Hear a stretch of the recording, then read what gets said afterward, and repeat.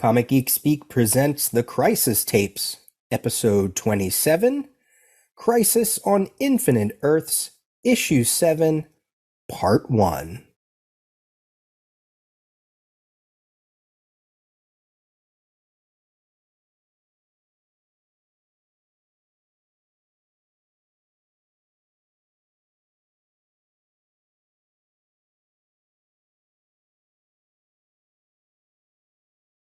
This is Tapes. My name is Peter. And mine is Adam. And we are your hosts for this Comic Geek Speak spin-off, Footnotes spin-off, a spin-off of a spin-off podcast. A brand that has all but passed into obscurity, I'm afraid. Oh. Well, we brought it back for that Superman annual, right? Oh, right, for the man who has everything. Yeah. So this is the Crisis Tapes, where we take an exhaustive look at Crisis on Infinite Earths. Issue by issue, page by page, panel by panel, figure by figure. And this was a major DC event that I can't imagine if you're at this point just sort of humbly related to comics, you must know on some level. If you don't know from the comic, you know it from the CW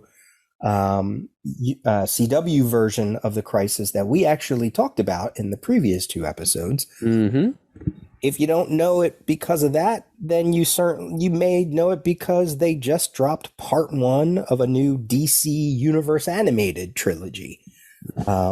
They dropped it digitally. You can buy it physically in just another day as we record this.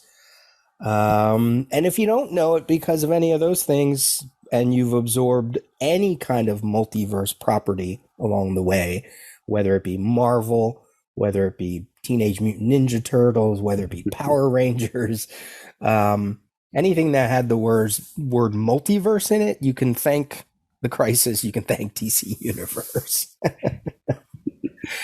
To some degree.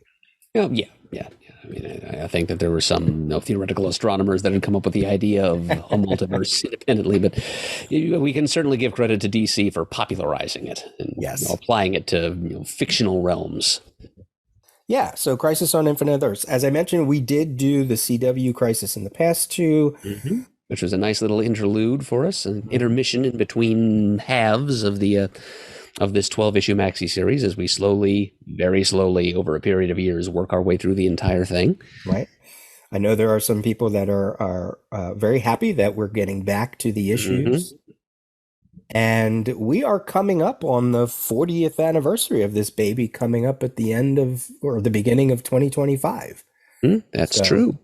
We'll have to make sure that we do some kind of special episode or whatever. It's also probably going to be maybe our 15th anniversary. I forget. One of our anniversaries is coming up in either this year or next year. So we'll do something to mark it. I mean, we're talking like the last week of the year, which is, I think we both remember, is when Crisis number 1 was published. Right. At the very end of December of 1984.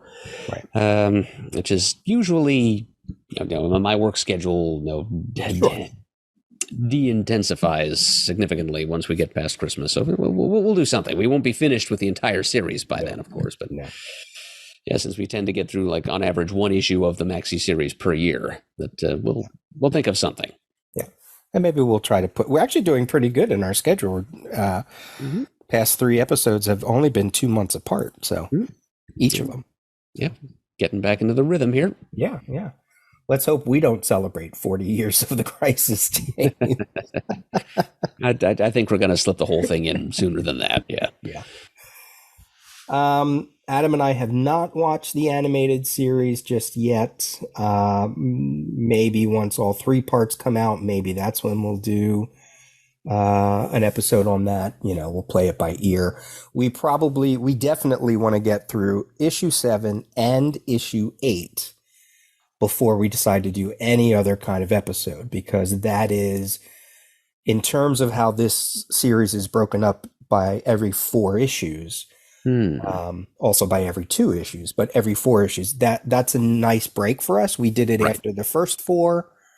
And then we took a look at some tie-ins. So once we get through, we already did 5 and 6. Once we get through 7 and 8, we probably will also have to do maybe a few episodes on the tie-ins. But then that could also be a chance to do whatever else we want. Sure. Yeah, the crossover episodes are going to be something like those monitoring the monitor episodes we did about all the cameo appearances by the Monitor and Lila in issues of various DC Universe series leading up to the beginning of Crisis, before Crisis even got underway. Right. And then that took us a few episodes to get through all of those. So we'll probably need to do multiple episodes for the crossovers. But yep, I like your idea, Peter, of just waiting until we get through the end of the second movement, if you will, past issue 8 before we undertake to talk about those.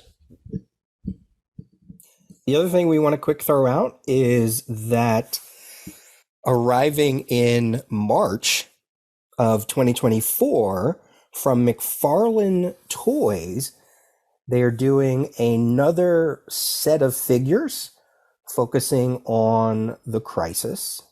This time around with Kid Flash in his New Teen Titans era look, Psycho Pirate, the Spectre, and Superman of Earth 2. And then if you get all of those, you get all the Build-A-Figure parts to build a Monitor.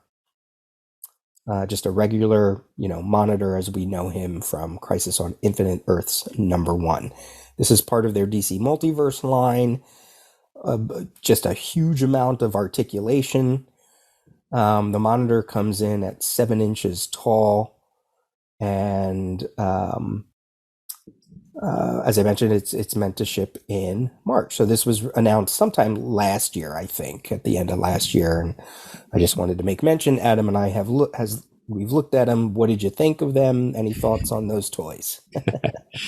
Yeah, honestly, Peter, I'm not a huge fan of any of those sculpts. I mean, the Spectre is okay. Kid Flash, his lips are a little pouty. Earth 2 Superman, it's like his jawline doesn't look quite right. It's not lantern jawed enough. There's not enough gray at his temples, and his shirt cuffs aren't ribbed enough. That's one of the ways you can always distinguish Earth 2 Superman from Earth 1. Look at the cuffs of his sweater, if you will. And the Monitor, he looks kind of strange too. He's got his head is a little bit on the bulbous side. He reminds me a little bit of those big-brained characters from the original Star Trek episode, The Menagerie. And he's got a weird look on his face. Like he's grimacing a little bit. It almost reminds me a little more of the Ultra Humanite than he does of the Monitor. It's also interesting that his tunic, all of his limbs are black instead of the coloring of his suit is black instead of bluish, More of a deep bluish blue, gray. Yeah. One of the things I do like is most of the toys come with some kind of image in the back. I don't know if it's a trading card or whatever, and most of them reflect Crisis. For instance, Psycho Pirate has Crisis #8, the Flash beating him up, the cover to that. The Spectre has the end of Crisis #8, the final page of issue 8, where he's screaming in the void. That splash page that then has that little eulogy for the Flash at the end. And I think the Superman is a shot of him flying by Pérez and Ordway, I think. Maybe a shot that he shares with Superman of Earth 1 as well. But so that's kind of cool. And then the Monitor image on the front of all of the packaging where they say, collect to build the Monitor. That's straight from the very last page of Crisis on Infinite Earths #1, the splash page that revealed him. So if you're a George Pérez fan and you collect everything that has his art on it, then you have to get all of those because that's Pérez's look. Monitor is an interesting choice of a Build-A-Figure. I mean, usually they choose characters who are a little bit physically larger, right? Right. And I showed Peter earlier, and I'm holding it up to the camera on my laptop again. I already have like an anti-monitor figure, also from McFarlane Toys of some earlier series, and he's quite tall. He looks to be like 8 or 9 inches, and he's already assembled and holding the box, but it just seems to me that would have been a better choice for a Build-A-Figure, or maybe like the original anti-monitor armor costume design. I don't think anyone's ever, correct me if I'm wrong, I don't think anyone's ever actually made a figure out of the anti-monitor's original armor. It's always the blue and orange, as first seen in Crisis number 8. I remember seeing somebody had like this diorama of all of the anti-monitors, whether it be like HeroClix or toys, and most of them were the whale figure. Yes, I completely agree, Peter. I can't think of anything but a whale whenever I see that. It's just like his mouth through the mouth hole just kind of looks like baleen. There was one that sort of looks like it's a mix of both, actually. It looks like a DC Universe Classics Wave anti-monitor by Mattel. It looks like a strange mashup of the first and the second look, which is bizarre. And I do see one other image of the original look, but that could be someone's sculpt. That could be their own sculpt as opposed to an official sculpt. So you might be right on that. They could have also had all of these figures, but instead of having the Monitor be the Build-A-Figure, you could have had the Spectre as the Build-A-Figure. Make him larger than life. Like that idea too. Yeah, I'm not a big toy collector either, but I just thought it was fun to give a nod to that. Oh, sure. Who is. Yep. Any and all Crisis media falls within our purview. That's right. I think that's enough preamble. Yes? Sure. Right? We're here to talk about Crisis on Infinite Earths number 7. We know we're going to talk about the cover. Do you want to do any sort of real quick synopsis of the issue, or should we just go right to the cover? I think we just dive right in. Okay. Because we can we're synopsizing as we go, after all. Sure. But this is a very significant point in the series, and also a very significant moment in comics history in general. Yeah. It's when DC proved how serious they were about actually sacrificing major characters, just to demonstrate what they see as the import of this series and this rehistoricization of their entire line. It's the death of Supergirl. I mean, it's an end of innocence moment for a whole generation of DC fans. Yeah. To also push the idea of change, which is sort of weird to say because they're just going to reset the universe anyway, so you can make the argument that she never really died in the first place, yada, yada, yada. She never existed retroactively, yeah. But yeah, this was, as I was thinking about this cover, a couple things came to mind. First of all, when you go to the end of issue 6, it is spoiled right there at the end of issue 6. They show you in the letter pages at the end that's what's going to happen. They give you the cover. It also was in retail stores. They released this image to retailers as a little poster to promote the series. Okay, so it didn't blindside fans completely, or at least it didn't blindside those of them who actually saw that promotional image in their local shops. Right. And then thirdly, just to add to all that, is this is cover date of October of 1985. Mm-hmm. It was released in July of 1985. Comics that were cover dated September 85, which were released in June of 1985, most of them had one of those preview inserts, like they used to call them the 16-page preview that they did with Firestorm, Blue Devil in Firestorm, or New Teen Titans in DC Comics Presents. Mm-hmm. Well, they used to also do ones for like Masters of the Universe, And in comics cover dated September 85, they did one for Mask. I was just going to mention that. Yeah, that's of interest to our friend Shane, was always a big fan of that toy line. Well, that preview was bookended by 2 DC house ads. One of them, the first one, was for a Sergeant Rock story.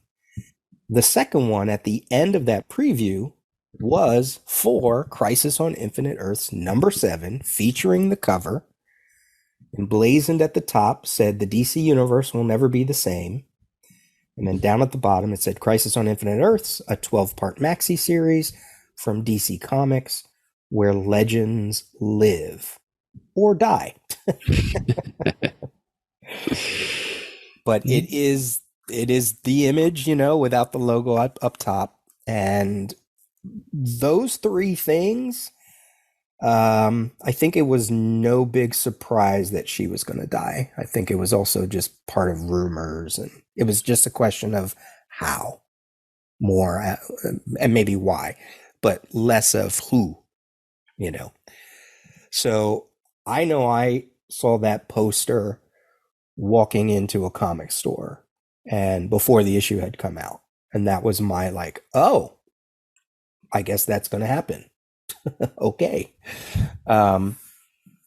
So it's interesting that they decided to push all that out. I can't imagine it was because there was a slowing in sales or just maybe just a way to increase sales even more. I don't know.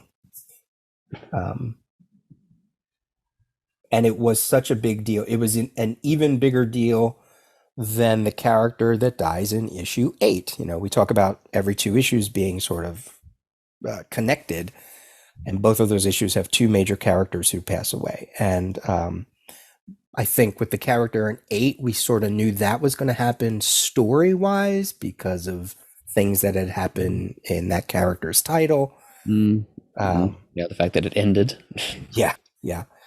So just really interesting. Really, the impact was probably there for people who had no idea, who never saw an image, who never saw a poster, who never saw an ad. Great. Who don't pay attention to letter columns. Okay, great. But for most of us, it was oh my God, that issue is coming. That issue is coming. Mm-hmm. And then you read it to find out. And it was no less impactful, at least for me. But boy, what a cover. Yep. Gets here and it says right there at the top, "This is it." This is what we've been hypestering about. Double-sized shocker. Yeah.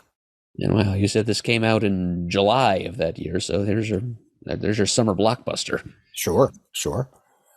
And I think I think the cover has become, you can let me know what you think, probably the most iconic of all 12 issues. I would agree. I mean, the cover to #1 is a close second, but this one's got to take the laurels. Yeah. And I think people who, if you see this image, you sort of know what it's from, even if you haven't read it.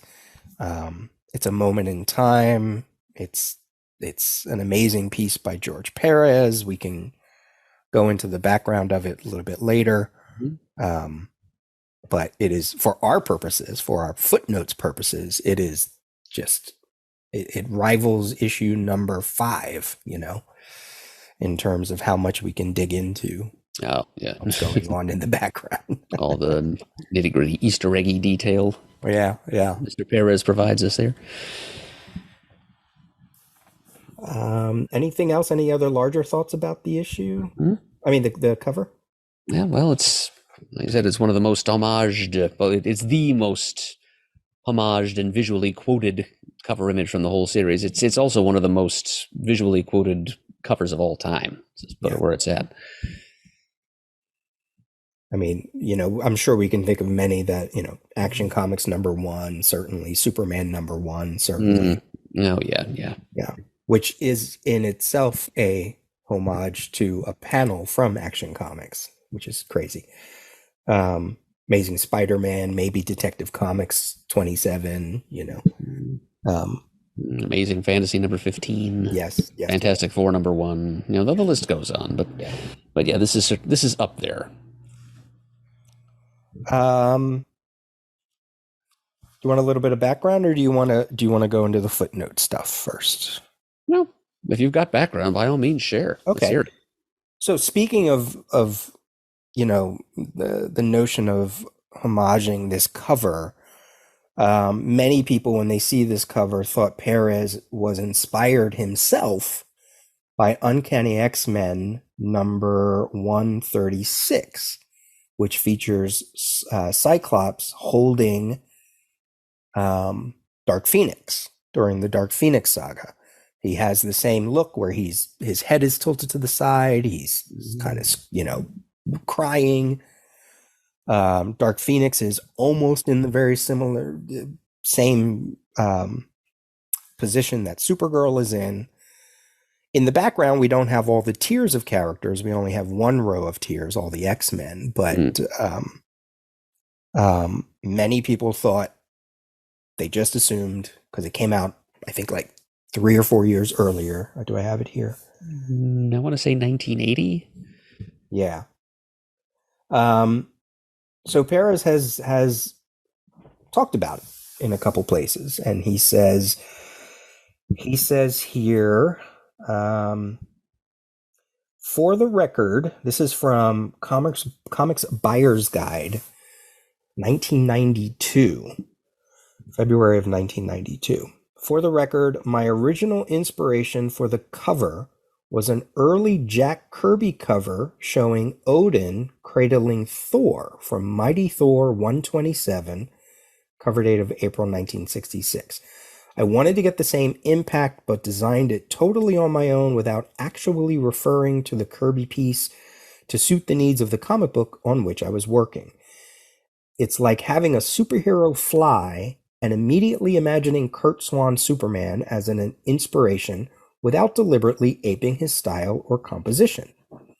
If John Byrne, or anyone else for that matter, thinks I actually took my Crisis cover idea from him, I just want to say here and now that it wasn't so. If it were, I certainly would have acknowledged it.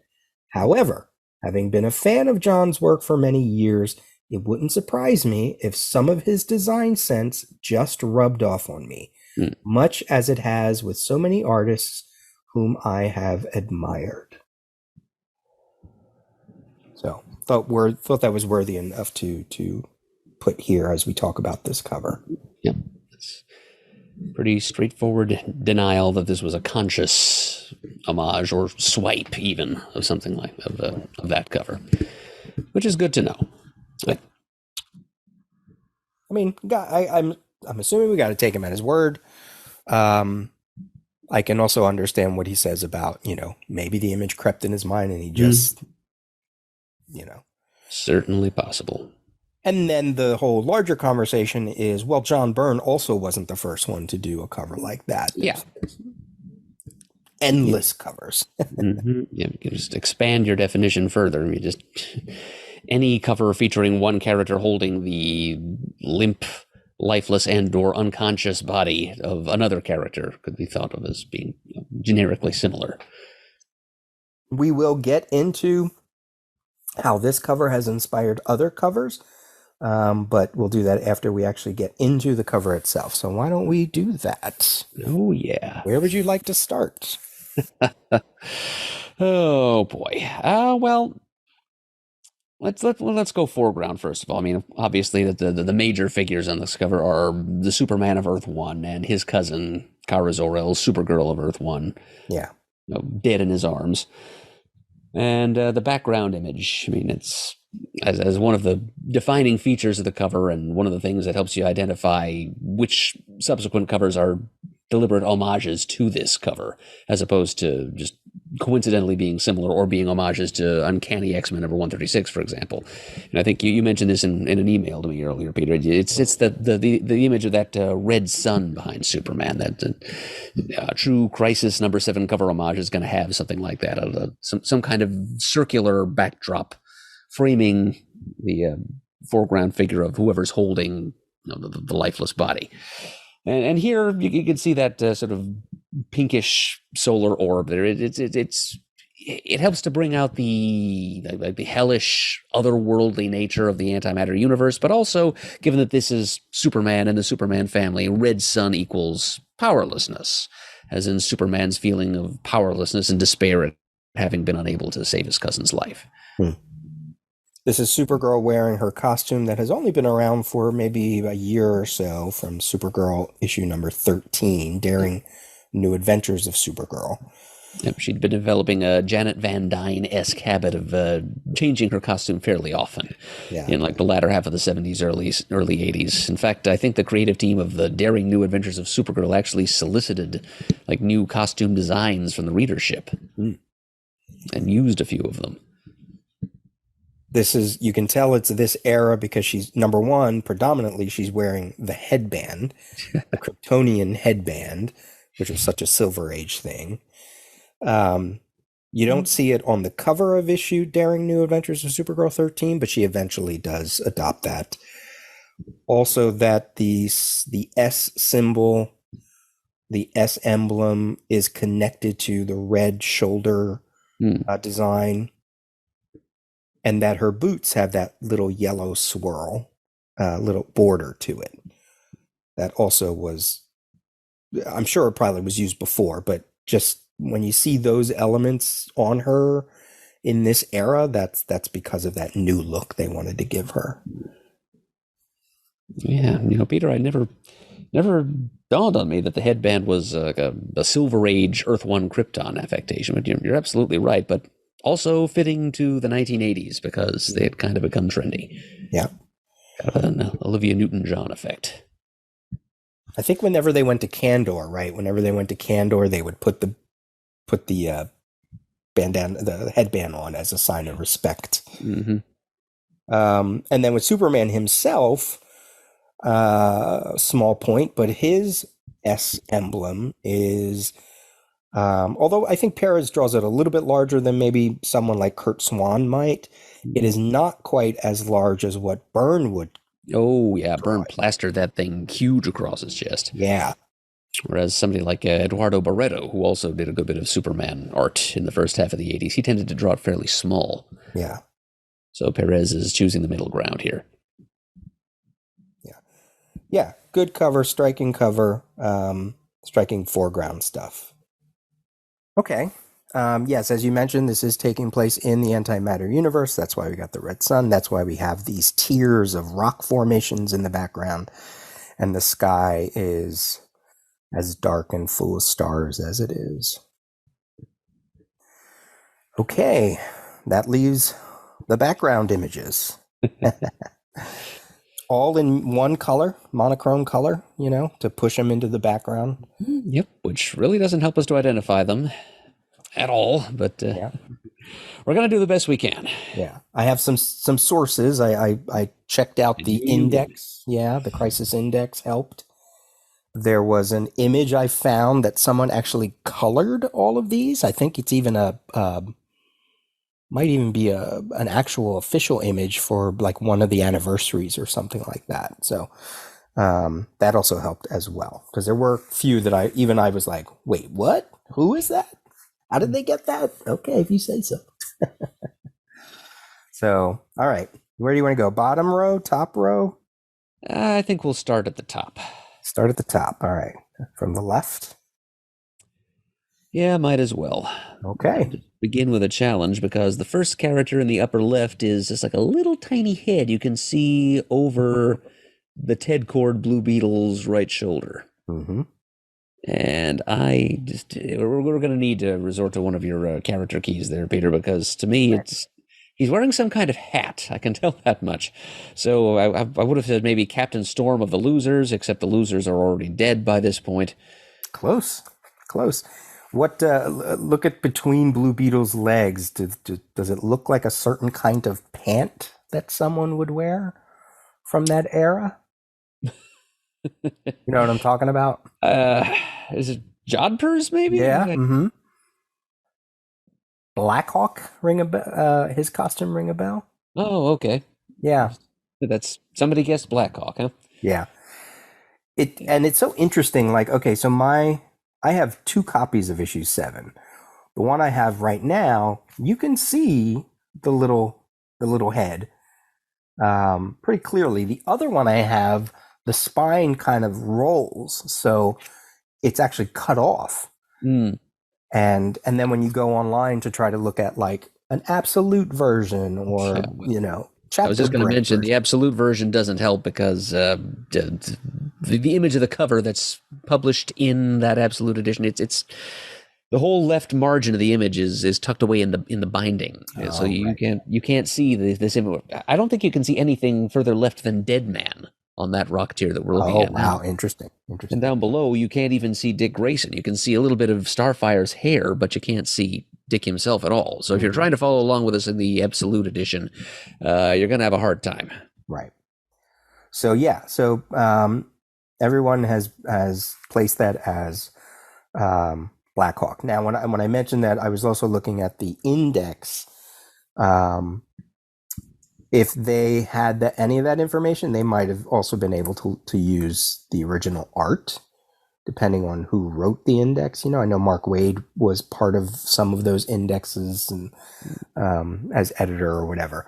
I can quick look up to see if he actually was part of this one, but they also have it listed as Blackhawk as well. All right, so we can go every other one. So Blackhawk, you already mentioned, or you mentioned Ted Cord, Blue Beetle.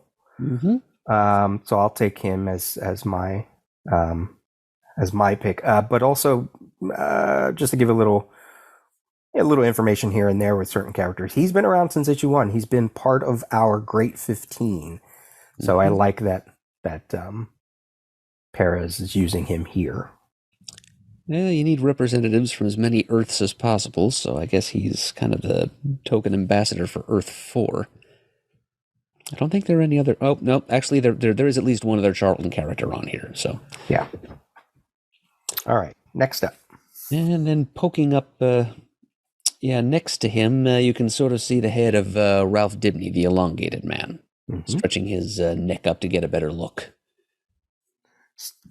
Standing up behind Dead Man, and in between Dead Man's legs, there's figure work, because you can tell by the coloring. Bodies in the anybody that's an actual character is one color, and then the stonework is another color.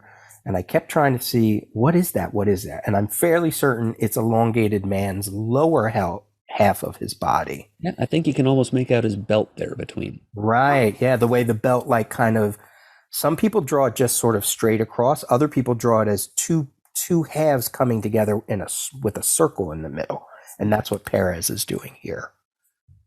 Right. So then Dead Man, Boston Brand, sure, okay.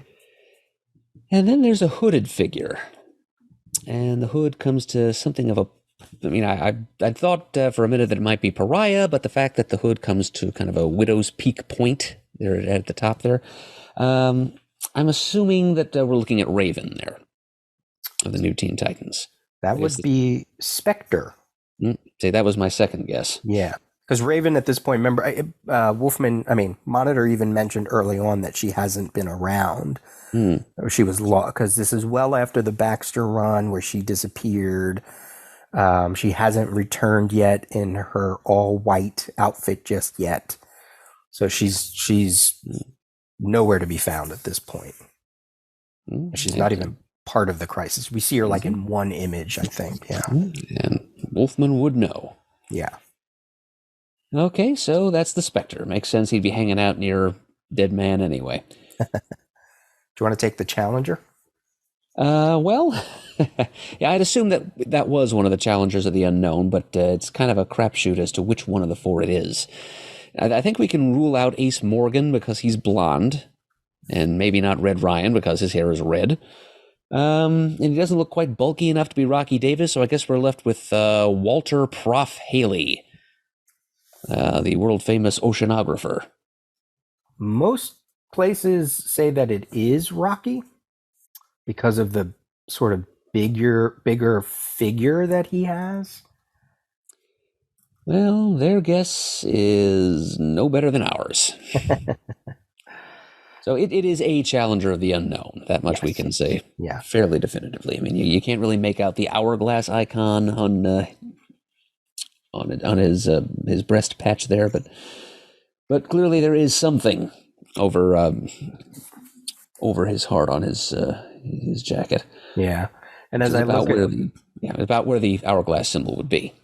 When I look at like other images of the challengers throughout different comic stuff, the hair, it's not like it exactly matches up to Rocky, but I can see where it's not quite any of the other ones. But yeah, it's hard. It could, I think it could be a toss up, but I think with Perez's bulkiness that he's giving him, I think that's your clue to it being Rocky.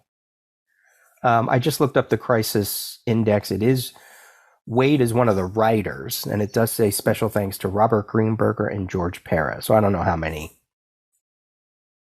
how much information they pulled from them with all of these things, but if the index is meant to be official, they also list it as Rocky.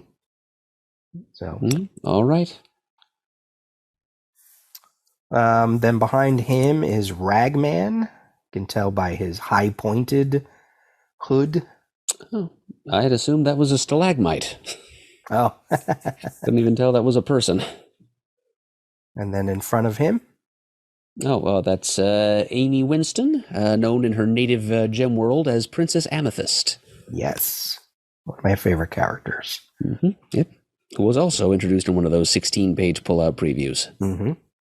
And who will play a small part or whose life will get affected by the crisis and a number of issues yet to come. Mm-hmm. Yep, there'll be a little footnote referring us to an issue of her ongoing series. Yeah.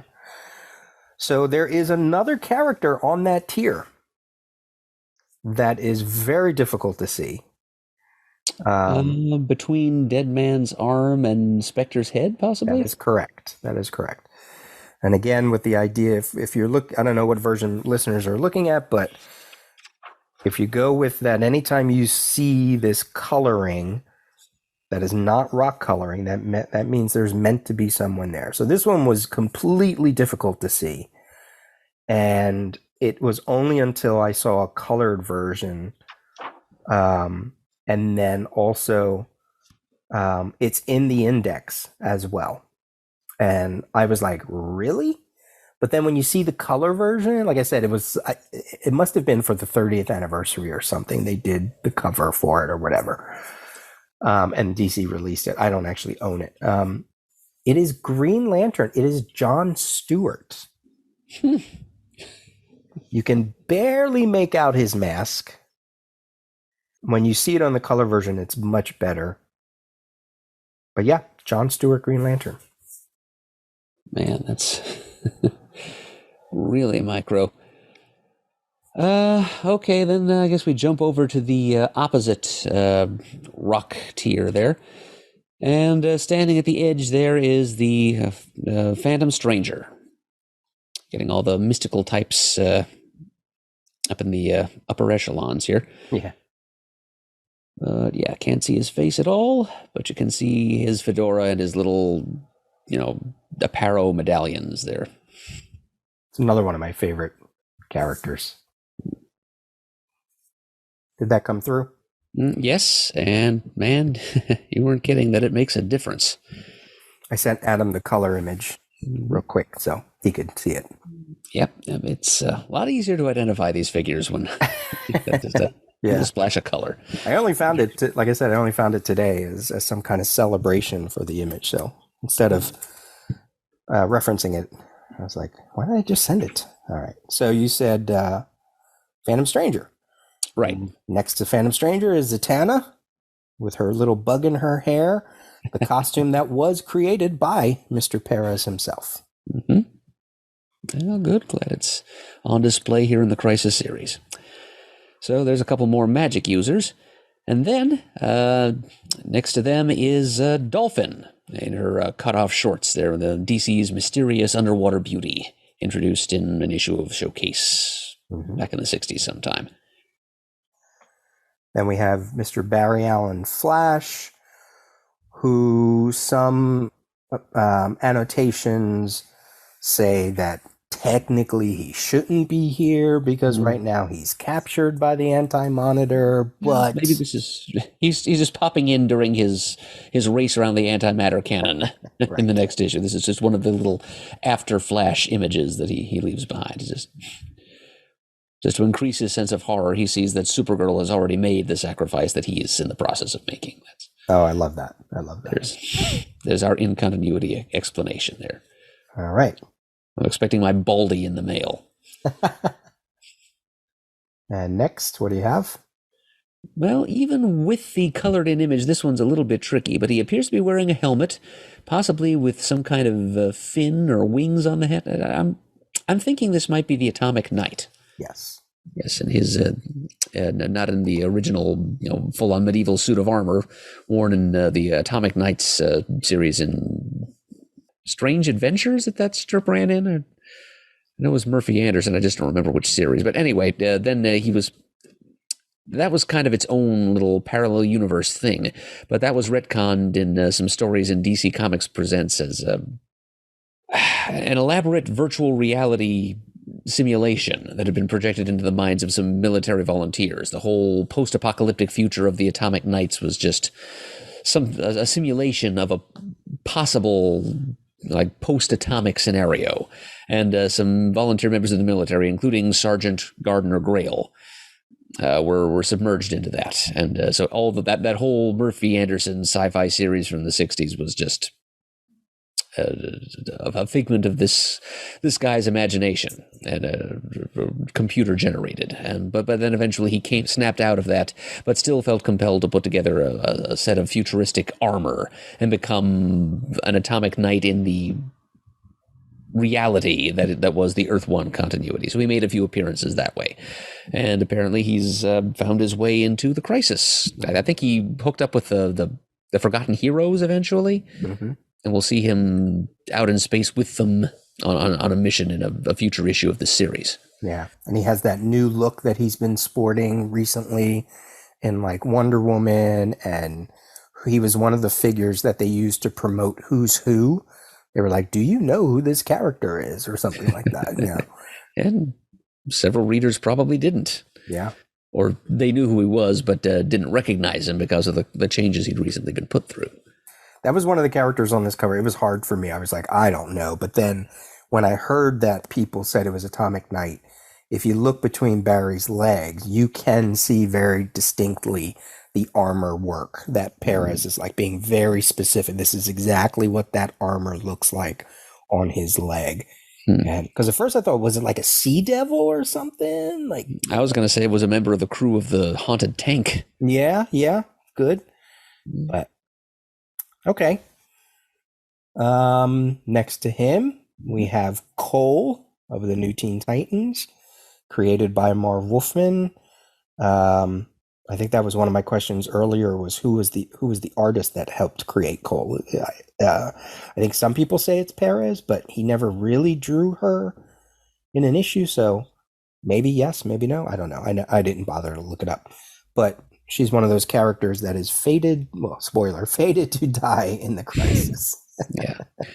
I think we've discovered somewhere along the line that Wolfman actually created and introduced her specifically so that he could later kill her off in Crisis, just as a gesture of good faith to all the other creators whose characters he would be killing in Crisis. Yeah. See, look, here's one of mine. I'm playing fair here. And then kind of poking up above Cole's head, we can see the masked face and high-arched collar of Mr. Miracle, Scott Free of New Genesis, one of Kirby's Fourth World characters. Which I don't think we've seen any New Gods to this point, right? I'm trying to remember from the spread of issue 5, and I know there's a point later where we see Darkseid and all that, but in terms of the good New Gods, I'm wondering if this is their first appearance. I would have to do research on that. Might be. And then standing next to him is Warlord, who has been in the series to this point.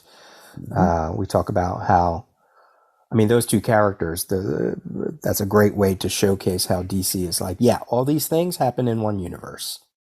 Clearinghouse of generic diversity. One of many things you can say about this series. And then kind of peeking over Colonel Morgan's shoulder there. This is another character that I might have missed completely were it not for the colored image you sent over to me. I'm pretty sure what we're looking at there is Jacques Foccart, the second Invisible Kid from the Legion of Superheroes. Yes. You can see his black hair with the white streak going down the middle and the yellow of his pant leg. Right. For me, that white streak was sort of a dead giveaway, even if I couldn't quite tell who it was. And then next to him is Cinnamon, one of the DC's Wild West characters. I don't know much about Cinnamon other than in post-crisis continuity, she becomes one of the past lives of Hawkwoman, Shiera Thal, or Shiera Sanders, or Shiera. Yeah. I'm not even going to try to explain it. One of the Hawkwomen. Yeah, that's another episode entirely. Go read the Spotlight on Hawkman. Peter will outline it all for you there. But yeah, she's a DC Western character, and one of the most recently introduced too. Like she's one of the few that wasn't introduced, back in the 50s or 60s. Yeah, she made her first appearance in 1978. Oh, okay. Now, is she a contemporary of any of the other ones before the Crisis? Did she ever meet any of the other Wild West characters? I think she must have, but I can't say for certain because I'm not a big collector of Western. But she appeared in Weird Western Tales. Okay. So there's a fair chance she would have run into, Jonah Hex or Scalp Hunter or somebody. But her deal was her father was a sheriff who was gunned down by bad men, so she devoted herself to just kind of wandering the range, seeking justice against the people who killed her father and any other bad men she ran into. And she used throwing stars that reminded her of her dad's sheriff's badge. Did you say Scalp Hunter? I mentioned Scalp Hunter as a Western character she might have met. Yeah, because I see here there's an issue where it's Scalp Hunter in the lead, and then she has like a second story, so that's quite possible. And then finally, there to the far right of that level, we've got Plastic Man stretching out his neck there. Kind of bookending Elongated Man on the other end. Perez giving us some symmetry there. Yeah. Good composition as always. Which makes me wonder, I wonder if he's done that with anybody else, if you think about it. Like, you can almost say like Phantom Stranger and Spectre are opposite. Amethyst and Zatanna are opposite. I didn't dig that deep into it, but that could be a fun game. Okay, middle section, yes? Let's see, you did Plastic Man, so that is Mr. Big Bear of the Forever People, another member of the New Gods making an appearance here on this cover. Yeah. Actually, if you hadn't pointed out Black Hawk to me, who is actually cut off on this color image you sent. Yeah. Yeah, you can't really see his head at all, but Seraphim of the Forever People, who the one with the cowboy hat, was another one of my guesses for the character that turns out to be Black Hawk. Okay, so then right in front of Big Bear there is one of the more unusual character pairings. Perez is you got to give him credit for doing some character acting here with his figures on this cover. Yes. Like certain characters reacting more strongly to the death of Supergirl than others based on the history that they've had with Supergirl. And here we have a character. It's pretty clearly Shade the Changing Man, a character who hasn't had much interaction with a lot of other characters in the DC universe at all. He was introduced by Steve Ditko in the 70s and hadn't been around the DCU that much subsequently. Like he had his own solo series. That's where he was introduced. It lasted maybe 8 issues. I don't really remember. But here we have him offering comfort to another DC character whom I can't imagine he ever would have had the chance to meet. So go ahead, Peter. Who is he consoling there? He's consoling Lori Lamaris, who is quite upset, which makes sense because she is part of the Superman family. And if there's, as you talk about, there are several acting moments. There are several good character parts to this cover, and that's one of them. Good of Perez to show that. Also because she helps to represent someone from Atlantis or someone from even the Aquaman side of things. Because Aquaman's not on this cover. Right. Nor Aqualad, nor Aquagirl, nor Volko, etc. Right. But if you're going to include anybody, it makes sense that it's Lori Lamar. So, yeah, I wrote that too. Actually, I made the mistake and said, oh, what is Ben Boxer doing consoling Lori Lamaris? And then I saw one of the resources and they said it was Shade. And I went, Shade? What? That's not Shade. I was thinking the villain. Like, what? And then I was like, right. The Shade, yeah. Oh, of course. Right. Of course it's Shade. He has the 2 circles. Ben Boxer only has like the 1. That's his M vest he's wearing. Yeah. Yeah. My first guess had actually been Ronal, a fellow, Tritonian Atlantean, fellow mer person, who is Laurie's love interest. So it would make perfect sense for him to be there. Sure. With his arms around her, but Shade the Changing Man and Lori Lamaris. Talk about war-making strange bedfellows. Does it have anything to do with his powers? Aren't his powers sort of psychological in nature? Yeah, they have to do with manifesting emotional states. It involves him making himself look fearsome and frightening to his opponents. Right. So, we could go with that. Yeah. All right, and I'm going to jump up to that head just to the right of Big Bear there with the big starburst on the forehead, and that, of course, is Gems, son of Saturn. Yes, one of my favorites. And below him is Garfield Logan, Changeling of the New Teen Titans, because this is a Perez cover, after all. Yeah, of course. And to be fair, he is also in story when they send heroes out to the remaining universes that were left, Earth S, Earth X, and Earth 4. He is on the team that includes Supergirl. So now this, even though this moment takes place well after that, I was like, you could sort of make that connection in story, but sure, it just really comes down to Perez wanted to draw some New Teen Titans members. You can just picture him saying, "Wow, I was just with her a little while ago, and now she is dead all of a sudden." Yeah. All right. Peter, I'm going to need some help with this next one. Okay. Because all you can see of the next character is some fairly bulky boots with studded with pouches. And the colored image you sent shows that the main costume is black, the boots, belt, and perhaps holster are brown, and there seems to be some kind of field of blue in the background, almost like a cape. And all I can think of here is maybe the blue is from Jem's cape. Yes. But could this possibly be the Earth 2 hero, the Tarantula, from the All-Star Squadron? Yep. Mm-hmm. Jonathan Law, that newly designed costume that they created during that run. Mm-hmm. Yep, because before that he was wearing a purple and yellow thing that's pretty similar to what the Sandman was wearing once Kirby and Simon took over. Perez hoping that people will guess him by those pouches and by the holster on his leg. Without the colors, I probably would have said Vigilante or something. But yep, the brown and black color scheme did make me think of Tarantula from All-Star Squadron. Which Vigilante? The one that Wolfman and Perez created? Oh yeah, the Adrian Chase Vigilante, not the the Prairie Troubadour Vigilante. Yeah. He's somewhere else on this cover. Oh, Adrian Chase or the cowboy? Mm-hmm. Adrian Chase. Yep, he's on this cover too. The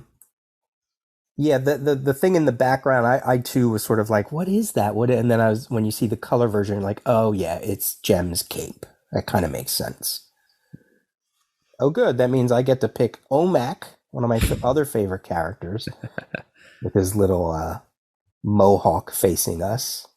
There's a little bit going on with his neck in the color version, especially. You could see, but it's hard to see in the regular version. But just the mohawk alone, it's like, okay, yeah, you could maybe confuse him with another character who's also on this cover, but you can see that character pretty clearly.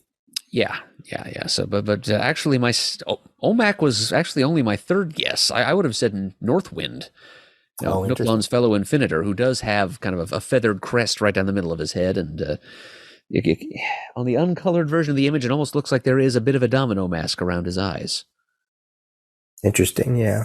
But having been colored, the color makes it pretty clear that we're looking at Omak. Yeah, I think it too. The mohawk is very square shape, um, um, which that Omak mohawk is very thick. It's very thick. What is a little confusing, or maybe it's not, is that usually his hairline is down a little bit more, and Pérez, or the coloring or the inking or just the muddiness of trying to create all the background characters in one color kind of shoves that hairline way deep up here, like on either sides of the mohawk, because usually it's a little deeper when you look at like some of the Kirby images, but when you look at Pérez when he draws Omak, he does kind of give him a little bit deeper of a hairline, and I'm going way too deep on that, but that's just because that DC Comics Presents issue with Superman and Omak is one of my favorite and one of my earliest issues of that title, and it was also Pérez. So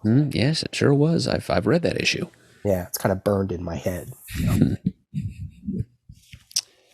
All right, and then right in front of our friend, the one-man army corps, is Jason Todd, the second Robin, who was in the short pants as of this series, looking very young and very small and very despondent. Just good body language on Perez's part. There, his shoulders are hunched and his head is angled downward. He hasn't been Robin for very long, and this is the first death of this magnitude he's had to experience, and you can tell just from his body language he's not handling it all that well. Yeah. Yeah, there's a lot of good character moments in this issue. And one of the best is right next to him. Yeah, Brainiac 5 of the Legion of Superheroes. Long time, on again, off again. Romantic interest for Supergirl. If anybody's going to be crying, it's going to be Brainiac 5 as well. Yep, 12th level intellect or not. He's not above emotion. Yeah. He's by himself. It would have been kind of nice to see another Legionnaire member near him, just for added story sense. We get that later on in the actual issue, but for all we know, maybe Shrinking Violet or somebody is standing there behind Superman's cape and has her hand on his shoulder. Yeah. That can be our headcanon for that image. There you go. And then jumping over to the other side of Superman's cape, the other half of the cover, we can see the left half of the Creeper's body. A distinctive, fur mantle and the horizontally striped briefs that he wears. Yeah, he's one of my favorite characters. Oh, cool. And behind him on the main image was a little hard to tell, but you could quickly figure out by the cowl that he uses, the non-feathered cowl, the two wings in the back. We have Hawkman of Earth 2 using one of his later masks, right? That's a later mask that he has on. Yeah. Yep, introduced. I'd always kind of thought that it was introduced to help distinguish him from the Earth 1 Hawkman, but I think they actually he might have started using that in the 40s. Some artist had drawn that for him. And next to him, of course, if you see a military man, it is probably going to be Sergeant Frank Rock of Easy Company. And down below him, on the uncolored image, you could almost miss this character, or you really could think it was just a piece of rock, but... Sure, but it's not. It is one of the members of the Legion of Super Pets, Legion of Superheroes, Prody 2, who is one of the... he used to hang around Chameleon Boy. He can transform his body into all sorts of things. I feel like he's here because Pérez probably was like, I am not drawing a horse, a super horse. I don't even think I want to draw a super cat. What can I draw? I'll draw Prody. Okay, I'll do that. Yeah, just give himself a little bit of a break there. Yeah. Because I did think of that. I was like, why isn't Streaky on here? Why isn't Comet on here? But because they're Kara's pets. Sure. But I think it might just kind of push the cover a little bit into ridiculousness, just a little bit. So, and any pro artist will tell you horses are a bitch to draw. but a little blob that you can just sort of tuck away. Yeah, I think that, and he can be the representative of all the pets. Okay, I think that works.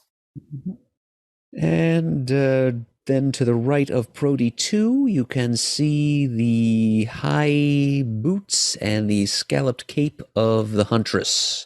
Mm-hmm. Yeah, sort of the Earth 2 equivalent, although not really or entirely, of one of Supergirl's best friends, Batgirl. Of course, she's not really the same person. She's the daughter of the Earth 2 Batman and Catwoman, Helena Wayne, but she fills the same niche as Batgirl does in the Earth 2 universe. Right. So she can imagine she's feeling a little bit weirded out seeing, an other dimensional version of her best friend, Kara Zor-El, Power Girl of Earth 2. Yeah. Lying there dead before. I mean, we can't see her face. We can't really tell what emotions Perez has going through her mind, but we can speculate. Yeah. I mean, he's really good. I'll probably say this when we get to the bottom row too, but he's really good at showing us just enough. Like you mentioned the high boots, but also that she has the high gloves as well, and that go up to her arm. And those two things really are like, you're like, it's a little hard to see on the regular issue. No, you can see it on the regular issue too. That's where you can really just sort of say, yeah, of course it's Huntress, Yeah. Yeah, you don't have color on the regular cover, of course, but right. One thing you do kind of lose in the colored version is that there's just a little hint of the scalloping at the tip of her cape. And then on the opposite side of the break in the background art from Supergirl's legs, Supergirl's boots, we have Joni Thunder, a detective that Roy and Dan Thomas created just sort of recently in the past number of years as this issue came out. We will see her later on in the crisis. You really have to know your DC stuff because I think I probably could tell because of the hair. Oh, yeah. You can kind of make out the lapels of her jacket and maybe even a necktie on the uncolored cover. Right. I could certainly see people saying, is that Power Girl? Is that Black Canary? Who is that? So... but yeah, that is Joni Thunder. Is it Jonni? I think. Yep. I pronounce it Johnny, but maybe it's better to call it Joni because. No, you're right. It is Johnny. I'm sorry. I don't know what I'm saying. Joni. Because there's several other characters called Johnny Thunder after all. So right. Joni Thunder at least makes it clear we're talking about the one of them that's female. Yeah, but yeah, you're right. Johnny Thunder. Yeah. Okay, and then I mentioned earlier there was one other Charlton character on this cover besides Ted Cord, and there you see his lack of a face right there above Johnny Thunder's head with his Ditko fedora. That would be the question. Another native of Earth 4. And then we get to what you were talking about, Huntress's Earth 1 counterpart, sort of. Not really. There was a Batgirl from Earth 2, blah, blah, blah. Wasn't there? Wait. Yeah, there was. Golden Age. Yeah, the Golden Age. Yeah, it was Betty Kane. Yeah. Bat-Girl. Yeah. So this is Barbara Gordon in her classic Batgirl costume. And she's not just upset. She is just grieving. Grieving, yeah. We've already seen a scene between the two of them in issue 4. We've already seen that Batgirl. This is actually kind of interesting. I never thought of it this way, but when you think of that scene, the two of them had in issue 4. We'll see her at the end of this issue during the eulogy, and then do we see her anymore after that? I don't think so. This is kind of an interesting stepping point between, like the conversation they had in 4, where Batgirl was basically saying she feels useless. Then she has this moment. Then she has to find her strength and do the eulogy. And then it's sort of like this cover is acting as a little bit of a character journey for her, part of her journey, which is really kind of great. Sad, but great. Yes, absolutely. Power of Perez's art. The man had a background in theater because he can make these characters act. Yeah. Okay, and then next to Babs there, we see the flaming head of Firestorm the Nuclear Man, who's been a major player in the Crisis since issue 1. Like you mentioned the Great 15, Peter, he was there as well. Then we have Captain Marvel, Shazam. I kind of like that. Maybe I'm reading into this. It a little looks like he wants to console Batgirl, but doesn't quite know because he is a kid at heart, right? He's a kid in an adult's body in some degree. Yeah, that's been the take post-Crisis. Pre-Crisis, in the old Fawcett days, Captain Marvel and Billy were basically two different people. And Captain Marvel was fully an adult with the wisdom of Solomon intact. Okay. I kind of get the sense that he's not even looking at Barbara, actually. He's focusing on the central tableau here, Supergirl and Superman's grief over her. And he might be thinking something similar to what Gar Logan, Changeling, was thinking. He too had just been with Supergirl a little bit ago because she had been part of the envoy that came to Earth S after the Psycho Pirate's control was broken. He could be thinking that could be me with Mary Marvel. He easily could. Yeah. Plus, he has, we'll get to this when we talk about the actual issue, but he's met Supergirl before the Crisis happened, so he kind of feels like he's lost a colleague here. But yeah, I like your idea about him thinking about, that could just as easily be me with Mary. And let's see, behind him, kind of towering over the scene, is Colossal Boy of the Legion, Gim Alon of Earth, who gained his size-changing powers by breathing radioactive meteor gas or something. And he has the power to grow, and he's using it to, I guess, get a better view of of the tragedy. All right, so then if you look at his belt, there's someone tucked away there. Looks like he's wearing something on his hat, on his head. And I guessed that it was Tomahawk and just had to go to various sources. And yes, it is Tomahawk. No, he's from Revolutionary Times? That is correct, yes. And he lived long enough to, his son was a Western character then, Hawk, right. Son of Tomahawk. But yeah, in the prime of his life, he was a Revolutionary War character, him and his Rangers. And I think we've seen him in the issues during when the worlds when the times were merging. Yeah, I think it was issue 5. He was one of the characters who was interviewed by members of the media. He just kind of popped up like, "Where's General Washington's troops?" That coonskin cap on his head. Yeah. And right in front of him, you see just a little bit of a long-haired figure, and this is another one where the color image saved me here. I was going to guess like Saturn Girl or somebody, but it turns out it's Commandy, the last boy on Earth. And then, just like on the opposite side, we have two characters sharing their grief. And the one being Power Girl, the Earth 2 counterpart to Supergirl. And as you mentioned in a previous episode, one of the rare times that the Earth 1 counterpart was the inspiration for the Earth 2 character. Right. Creation. Predated her by like 2 decades. Yeah. So this is Power Girl, Kara. She's a Kara Zor-El too, but with L being just the L itself. Yep, just the letter L as opposed to EL. Went by the name Power Girl. Got to find some information on her backstory. Like, why didn't they want to call her Supergirl? I guess by that point, like, it was just like, no, we did it for all the other characters because they quite literally existed as Golden Age versions, and we're just making a point. Was there anybody else that was created like that, where it was like, we've already had one on Earth 1, so we got to make one on Earth 2? I don't think so.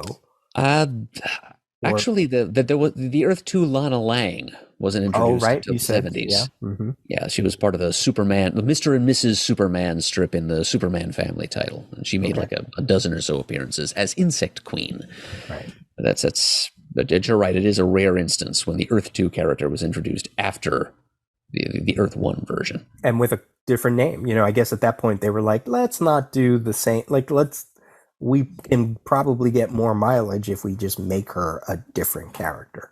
Right. Yeah. So that is Power Girl, and rightfully upset. Mm-hmm. And being consoled by her big cousin Kal-El, again, just the letter L as opposed to EL, which is the Earth 2 Superman, of course, with his gray temples and his oddly shaped Superman symbol. And the two of them should really be hit the hardest, or among the hardest, by what they're seeing, because it's basically them. The deceased and her grieving relative, and then here's their Earth 2 equivalent standing up there saying, "Oh wow, that could be me grieving over my deceased cousin, or that could be me dead." Yeah. So yeah, it's got to be pretty surreal to see like a parallel Earth version of yourself heroically sacrificed and being mourned. If there was ever a need for untold tales, you could do a whole series of untold tales of the crisis. There's a short story of just those two having a conversation after this moment. That could be amazing. It really could. So we jump down to the final tier, the one that's in the foreground the most, the bottom tier. Depending on your cover, you may not even see, or how you're reading this issue, you may not even see or be able to tell that Mr. Swamp Thing is in the background there. Someone who has been seen in the crisis already, has had dialogue in the crisis. He is here representing, you could say, DC's horror line. Mm-hmm. Yep, fair to say. And here's another couple kind of more of this symmetry here. There's like two characters consoling each other down on this tier too, on each side. And I mentioned earlier that this character was kind of cut off in the crease of the pages if you're reading your Crisis Absolute Edition, but Dick Grayson as Nightwing is definitely present. And you've got to figure that as one of the longest-standing junior partners in DC Universe history, regardless of which DC Universe you're in, Dick Grayson would probably have had some association with Supergirl over the years and would probably take her death fairly hard. Yeah. And his body language is showing that. It's also interesting if you are keeping up with Mark Waid and Dan Mora on World's Finest, Batman Superman World's Finest right now in 2023, 2024. Have you been reading that series? Well, I've been buying it. Okay. You should read it. It's I will. It may take me 15 years, but I will. It is the closest thing to a pre-crisis early 80s DC universe that I've ever read before, and it's just amazing. But Dick Grayson and Supergirl, Wade has found ways to give them something together in a lot of those issues in different ways, and it's quite brilliant. It's really good. So you could sort of like retroactively put some of that to this, I guess. Yep, let's do exactly that. Yeah. And then standing next to him, taller than him, as she should be, is his girlfriend at this moment, Starfire. Corey Anders from the New Teen Titans. Both of them are a couple. Both of them about ready to not be a couple, actually, as I think about it.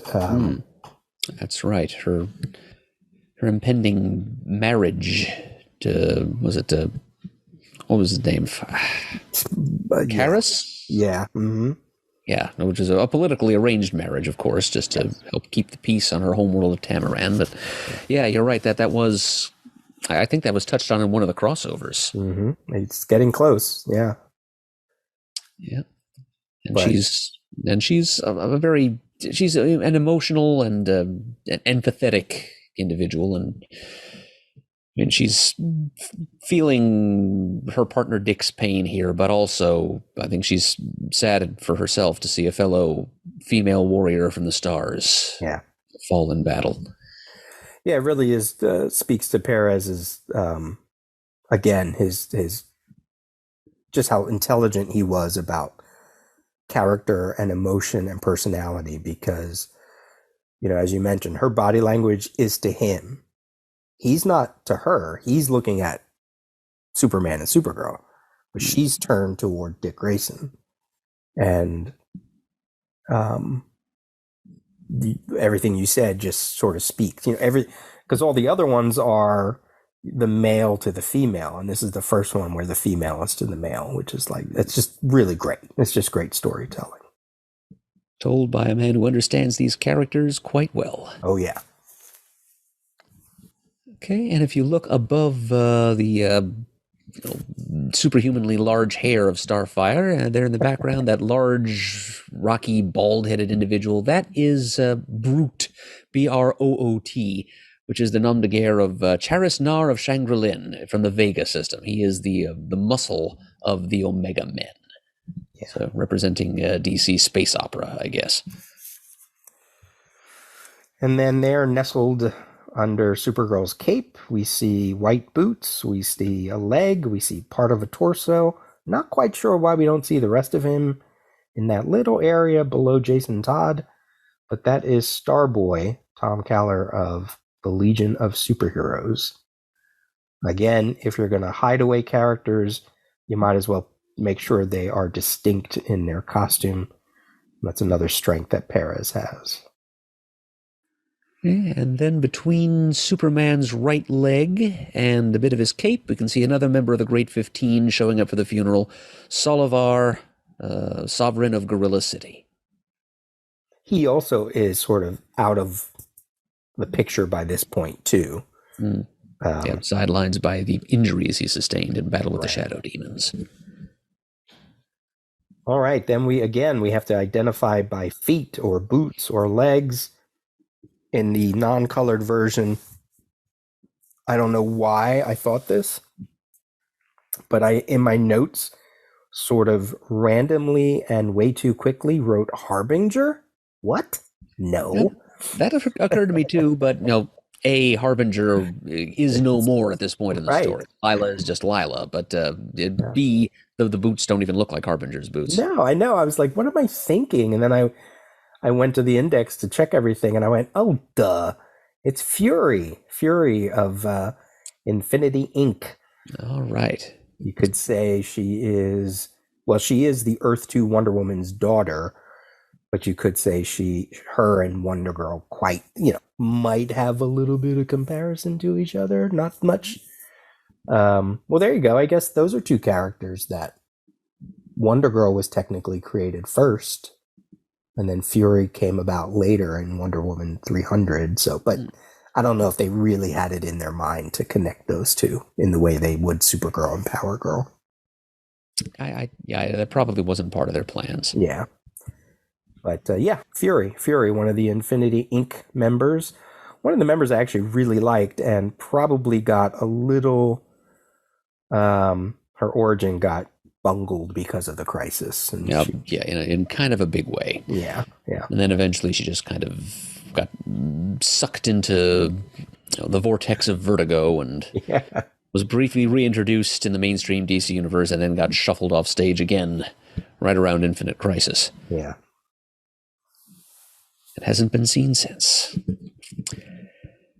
All right, and I'm going to need to send up an emergency flare here, Peter, because there's a pair of dark legs behind her, and I'm pretty sure they don't belong to Shadow Thief. So, I don't know, Negative Woman? Do your keys have any insights to share here? Yeah, most people just say it's Night Girl. From the Legion of Substitute Heroes. Yes. Okay, Lita Jath of Cthulhu, folks. Because she usually wears a dark cat suit, a one-piece suit. It wouldn't be Shadowlass because Shadowlass has a cape. The legs do look thinner, so that it does look feminine enough to be Night Girl, Part of me wanted it to be who I wanted it to be was Silver Scarab. It would make sense for him to be standing right there with Fury. As they were dating. Even on the non-colored, the regular cover, it's clearly black. The costuming is black. So people's just most everywhere I look, in the index especially, they say it's Night Girl. So yeah, who am I gonna? We can't argue with that. I see no reason to try. And then next to that, again, if you just this is a little more obvious because you see a little bit more of his body. We have one more member of the new Teen Titans, and that is Cyborg, Victor Stone. Yeah, indubitably. Yeah. And in between his legs, you can see a black leg with kind of a white boot. And I'm guessing that's where the Adrian Chase Vigilante has shown up? That's it. Okay. Made his first appearance in a New Teen Titans annual way back in the early 80s. Mm-hmm.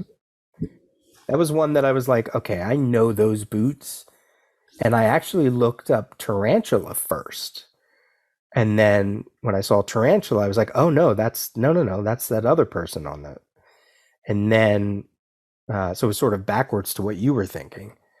And then I was like, I know those boots. And I was like, is that Vigilante? And then looked up, a lot of the artwork, and I was like, oh yeah, there it is. He's got the white with the 3 black stripes, or whatever you want to say. Mm-hmm. Indentations, nacelles. Yeah. Take your pick.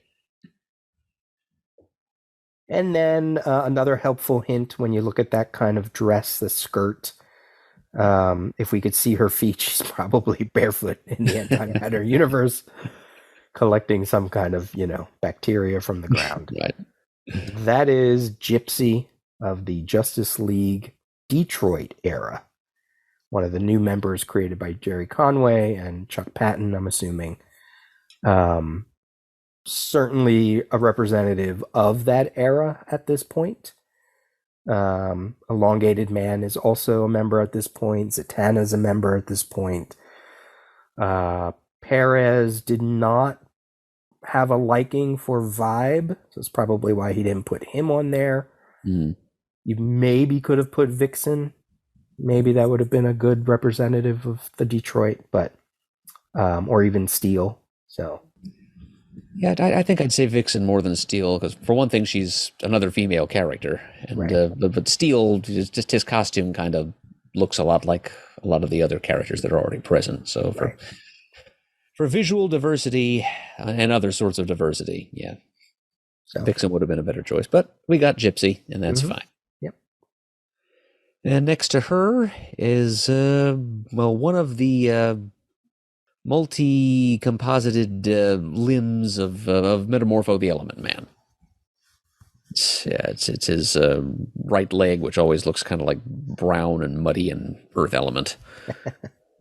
Another good visual tip, which you can see on the main cover especially. And then below him, this is a cheat, but that is Doll Man. Little Doll Man. What's his name? Dane? No. Daryl Dane, yeah. Daryl Dane, yeah. Sporting his blue and red costume. Whenever you get those early Golden Age characters, they don't stray far from the 3 primary colors. But, he's there. You could sort of say he's representing Earth X. Yeah, Earth X. Yeah, because we don't got Uncle Sam on this cover, yeah. Yeah, Doll Man's the only freedom fighter present. Yeah. Okay, so then from the very small to the very tall, if you go up above Superman's left knee there, you'll see the other Mohawked Wonder, or Mohawked Marvel, just to go for the alliteration, Nuklon, Al Rothstein. He's a member of Infinity Inc. He's the godson of the Golden Age Atom. He's very tall, and he's got atomic-powered strength, and eventually he got intangibility powers, and yeah, he's there. He's big. And from the big to the small, and in a weird kind of connection sitting on his shoulder is Adam. Yeah. Mr. Ray Palmer. Perez making a little bit of connection since Nuklon's godfather, what is it? It's like everything, yes, all in one? Godfather, okay. Yeah, right. not any genetic relation. His grandfather was an atomic-powered villain named Cyclotron. That's right. whom the Justice Society fought because he was used as a dupe by the Ultra-Humanite. He was a reluctant villain, Right. and he reformed in the end as he sacrificed his life to save lives. And so the Atom volunteered to adopt his daughter Terry, and became her godfather, and thereby also became godfather to Terry's son Al, who became Nuklon. Right. So it's kind of cool that he's hanging out with his Earth One counterpart. Yeah. Uncle Ray, if you will. Uncle Ray sitting on his shoulder. I'm assuming Ray is in his Sword of the Atom look, because that's what he was wearing at this point. And we did see him in that look a couple times already. So. Right, in the Crisis series. Yeah. It's hard to tell, but let's just assume that that's what he's wearing. Right. All right, and then going directly down from the Atom there in the... we can see Jonah Hex, another representative of the Western genre, doing a little bit of visual acting on his part too, because Jonah Hex he's a cold-hearted killer. I mean, he has no qualms about just gunning down unsavory types in his native context of the Wild West, but he's a killer with a certain moral code, and you can understand his wanting to take off his hat as a gesture of respect to the young lady who's given her life for a greater good here. And he's certainly familiar with the Justice League. I mean, or with superheroes, I should say. I mean, he's had several adventures. Oh, yeah, involving time travel. That's true. Yeah. And then next to him, a little bit larger, not quite as large as Nuklon, who I think originally was already like 6'7", wasn't he? Wasn't he like a tall boy? I don't know that Dan Cassidy was that tall, but the suit of armor he wore made him taller. No, I meant Nuklon. Nuklon was tall, right? Oh, Nuklon. Yeah, he's like over 7 feet. Yeah, but just normally, like not even grow taller. Yeah, as a part of his powers. That's right. Yeah, so I like that Blue Devil is actually tall, like because of the suit that he's in. Right. Like, that's nice. That's a nice. Perez was always really good about height differences, and it's really cool to see him there. Another newer member of the DC universe since 83, 84. That's about right. And he's one of my favorite DC characters. Oh, cool. And he'll have a part to play in the Crisis later as well. It's his own crossover and everything. And then you can kind of see the domed head right next to Blue Devils of a character I assumed was going to be the Martian Manhunter, and now that I see his head colored in as green, it definitely is John Jones, the Manhunter from Mars, founding Justice League member, and I guess he too was a part of the Justice League Detroit, wasn't he? Yes. You can tell the way Perez draws his brows; they're extra thick. That he likes to draw for a Martian Manhunter.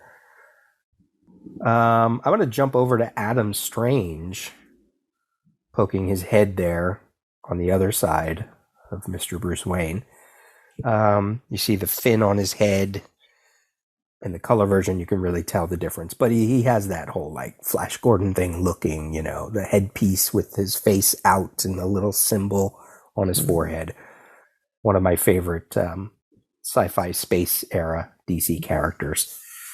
The thing is, he doesn't appear to even be looking at Superman and Supergirl. Makes you think, what is he looking at, and what does that represent? It almost makes me think of like I don't even know why, but it makes me think of Da Vinci's The Last Supper. How the different apostles are looking in different directions and doing different stuff while Jesus is trying to talk to them. And here we see, inexplicably, Adam Strange looking away. He can't see over Batman's ears. So he's just like, all right, I'll just listen. Yeah. Or he's thinking of Alana back home. No, true. I guess little Aaliyah hasn't come along yet, but right. And then in the foreground there is the Earth One Batman, as you said, and he is he's paralleling what's going on between Starfire and Nightwing on the other side of the page. He's got a good grip on the left shoulder and right forearm of Wonder Woman, trying to console her a bit. Yeah. At a time where he wasn't so emotionless, wasn't so, dark and brooding. Right. Yeah. This is the Earth 1 Batman who's got a bit more of a heart and a bit more of a life. And as you mentioned, the Earth 1 Wonder Woman, taking it pretty hard, but I think understandably so. I mean, you could probably make the argument that Wonder Woman and Supergirl are the preeminent female characters for DC at this point. Diana has a strong sense of Amazonian sisterhood. Mm-hmm. Just a fellow woman warrior, just as much as Coriander would feel, but just even more keenly, because it's a whole part of her upbringing, or of her life philosophy. And you have to imagine that how many missions, Superman, Batman, and Robin, Wonder Woman and Batman, and Robin and Wonder Girl, Wonder Woman and Superman and Supergirl. Like, they probably, even if I haven't read them all, even if there was only one, you could probably assume there was more than one. Untold tales and whatever. So that little family unit is probably very strong. And then somewhat less emotional, we have a token metal man. What he's doing there without the rest of his little clan, I don't know, but it's Gold of the Metal Men, poking his metallic head over, apparently taller than she is, because Earth 1 Wonder Woman is not as tall and statuesque as post-crisis Wonder Woman would be. Right. So Perez respecting the dimensions of the character as she existed then, before he gets his hands on her and revises her to the stature he thinks she should have. Yeah. And you can tell that's Gold by the symbol on his forehead, if nothing else. Yep, even if you don't have the color version of the cover, that's the giveaway. It's the alchemical symbol for Gold. And then we round it off with Mr. Dr. Fate. Dr. Fate. Full helmet. All that yellow, gold, and blue coloring. Yet another magician. Probably DC's preeminent magician at this point, I guess you could say. Yeah, maybe Zatanna. I don't know. Certainly the preeminent one on Earth 2. Yes. And he has had, I'm assuming he's had adventures with, I don't know if he's ever had a story with Supergirl. I'm just assuming he probably did somewhere along the way. Whether it was a Justice League story, a Superman story, a Superman, Supergirl, I don't know. But regardless, he's been playing around the DC universe in the Crisis, so makes sense to have him. There you go. Yeah, we've made it all the way through. Do you feel like anybody is missing? Well, there's literal dozens of other characters that could have been stuck in there, here and there. Plenty of other Legionnaires who probably would have had feelings to work through with Supergirl. Mm-hmm. There was at one time she met Prez, but I don't know how he would have gotten to the antimatter universe. You mentioned Streaky and Comet, and Perez had valid reasons for not drawing them into this issue. Yeah, I thought that too, and as we were going through it is when it really hit that he is really still trying to show all the various corners of the DC universe. You can't take this story, you can't take this cover literally as a story element, because not all these people went to the antimatter universe in this issue. Of course, yeah. It's obviously artistic license, but in doing so, he's also like, just like issue number 5, let me try to show as many members of the DC universe, which is the point of this series. That's why we got Western characters. That's why we got Swamp Thing. That's why we got the different Earths. But I when I was thinking about it, I was like, one of the first ones was like, where's Aquaman? But then we talked about Lori Lamaris. I wondered why he didn't put the other Titans members like Wonder Girl or Kid Flash. Nightwing covers it, but then we have like Changeling and Cyborg, and it's like, okay, why do we have them? But then I also thought Supergirl pre-Crisis, she wasn't really a contemporary for the Titans. Mm-hmm. Yep, she hung out with the Legion a lot more than she ever did with the Titans. Yeah, and I think even the way you think of who the Titans are and who Batgirl and Supergirl, like they also aren't on the same level. Sidekicks versus whatever Batgirl and Supergirl are, you know. They weren't necessarily sidekicks. They were female versions of the main character, which is a whole other thing, you know. So when I thought about that, I was like, okay. And then I made the wild notation. I said, you know who does need to be on here, but who can't be on here, but probably should, is Superboy. Because she's probably had just as many adventures with Superboy that she has with Superman, especially if you factor in the Legion of Superheroes stories. Time travel weirdness, yeah. Yeah. Could have stuck Superboy of Earth Prime on there. That would have worked. Yeah. So I think that probably would have just confused people. They're probably like, what? Who's that? Okay. Any other thoughts about the cover? Yeah, I think we've expressed plenty of thoughts. Okay. Hi, this is Marv Wolfman, and you're listening to the Crisis Tapes. Okay, so from the cover to all the other covers not all the other covers, but yeah, just a sampling of the other covers that were inspired by this cover. We thought, you know, we're not doing video for this podcast. Let's just talk a little bit about some of the many, many, many, many homage covers that were spawned from this issue. And we talked about it a little bit before about what I think makes a Crisis 7 inspired cover. Certainly the image, the main image, the foreground image of a character holding another character, but I will specify that Supergirl, her one hand, her left hand is at her tummy.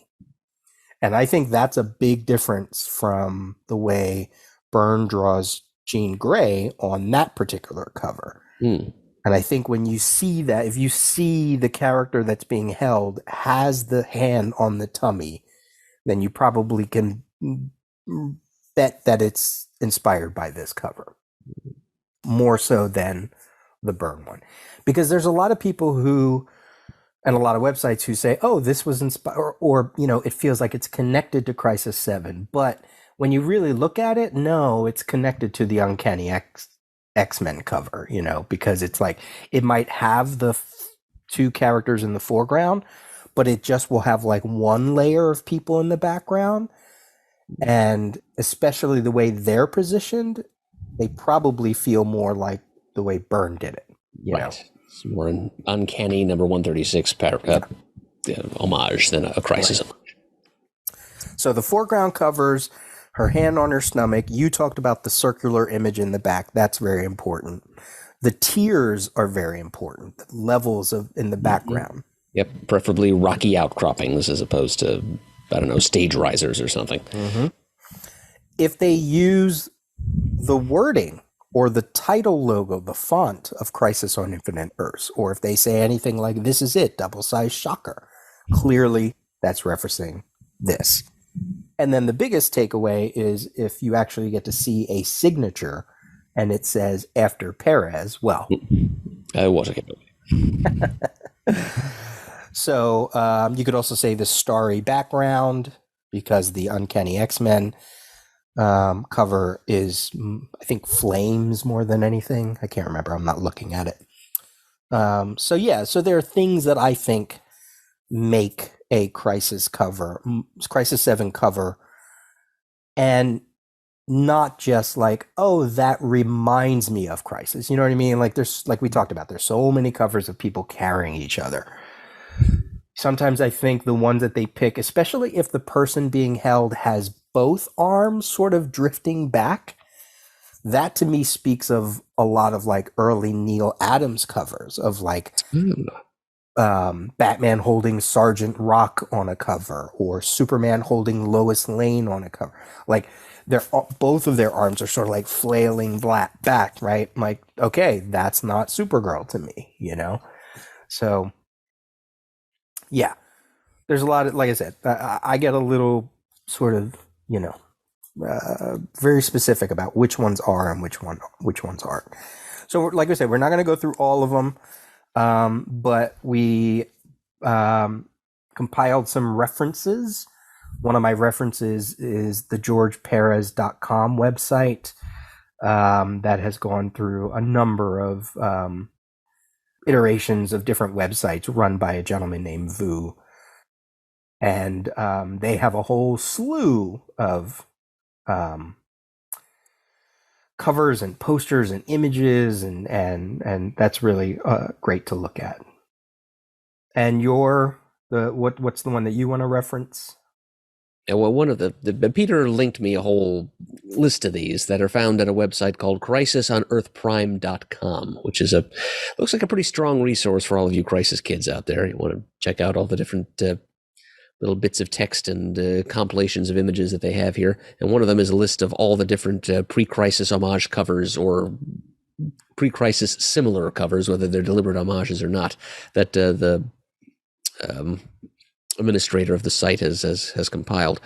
And I'm going to shout out Firestorm, the early 2000s Jason Rush series, number 21, which shows the Ronnie Raymond Firestorm holding the limp, lifeless body of the Jason Rush Firestorm with a whole bunch of different versions of Firestorm standing around in the background. It's like it's like a vigil where everyone's holding a little candle, except the candle is their heads.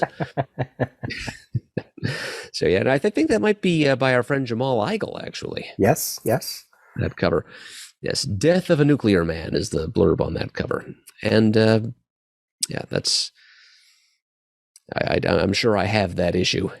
And what else was there?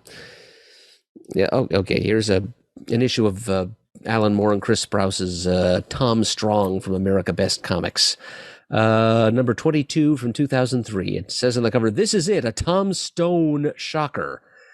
You know, Tom Stone being like an alternate reality retelling of the whole of the whole character of Tom Strong. Like, what if Tom Strong's parents had left on their trip like 5 minutes later than they did? How radically different would Tom Strong's reality be? He would have been born to be a completely different character named Tom Stone, and he's shown on the cover of this issue holding his reality's version of Tom Strong's nemesis Paul Savine in the Supergirl pose, while a whole bunch of other America's Best Comics characters stand in the background and look sad. And, you know, they have all the elements, right? The foreground characters, the background characters, the arm on the tummy. The Crisis font is there. Yep. The circular image in the background, the different tiers. After Perez. The Jamal Eigel cover is with inks by Keith Champagne. I think the Chris Sprouse is Carl Story on inks because they worked together often. Plus, you gotta love that the Firestorm cover takes place during a crisis, Infinite Crisis, right? Like, that's great. Yeah. It's bannered as an Infinite Crisis crossover. So I do love all that, and in the ABC and the Tom Strong one, a lot of the characters are in similar clutches, just like in Crisis 7, you know, where they're consoling each other, just like Batman and Wonder Woman. In the Firestorm one of the Firestorm characters is taller than the other, just like Colossal Boy. So, gotta love all those connections. Mm-hmm. I'm going to talk about one of the very first, if not the first, homage cover by Mr. Perez himself, Mighty Mouse number 4 from Marvel Comics, signed by George Pérez, where he says "Deja vu." Wow, I did not realize that Perez drew that. Mm-hmm. Shipped in 1990, cover date of 91. This is issue number 4. Mices on Infinite Earths. I know probably people would say Mises, but I like Mices because it sounds like Crisis. Exactly. And that was the intent, I'm sure. Sure. And it says, "This is it," too. Yes, this is it. Mices on Infinite Earths. And it has everything. It has a character named the Minotaur and the Anti-Minotaur. Piranha instead of Pariah. Harbinger, a rabbit harbinger. Uh-huh. Mighty Mouse holding Mighty Mousette. And he fights a character named Mangy Mouse in this issue. And then in issue number 5, which is a cover that is inspired by Crisis 12 by Ernie Colon and Mr. Pérez. In that issue, because it's like a whole kind of multiverse crossover kind of issue, features Super Mouse, which apparently was like the original prototype of Mighty Mouse. Oh. There's like a little footnote that says, yep, this character actually did exist, as kind of like a prototype to Mighty Mouse. So, love those 2 issues. And as I mentioned, it's probably the very first actual definitive homage cover to Crisis 7. If Perez drew it, you don't get more definitive than that.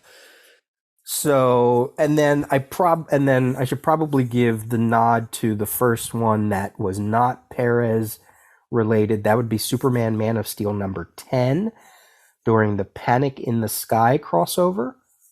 Right. Where Supergirl is holding the character of Draga. Right. That alien gladiator guy who was defeated by Superman while he was on walkabout out in outer space and took to wearing a Superman costume as a symbol of his shame. Mm-hmm. And it is the Matrix Supergirl that's holding him, right? Yes. John Bogdanov, Dennis Janke, and it does say after Perez, 1991, cover date of April 92. And there are a whole bunch of characters in the background. I don't actually have it to show you, but it's on one of those lists.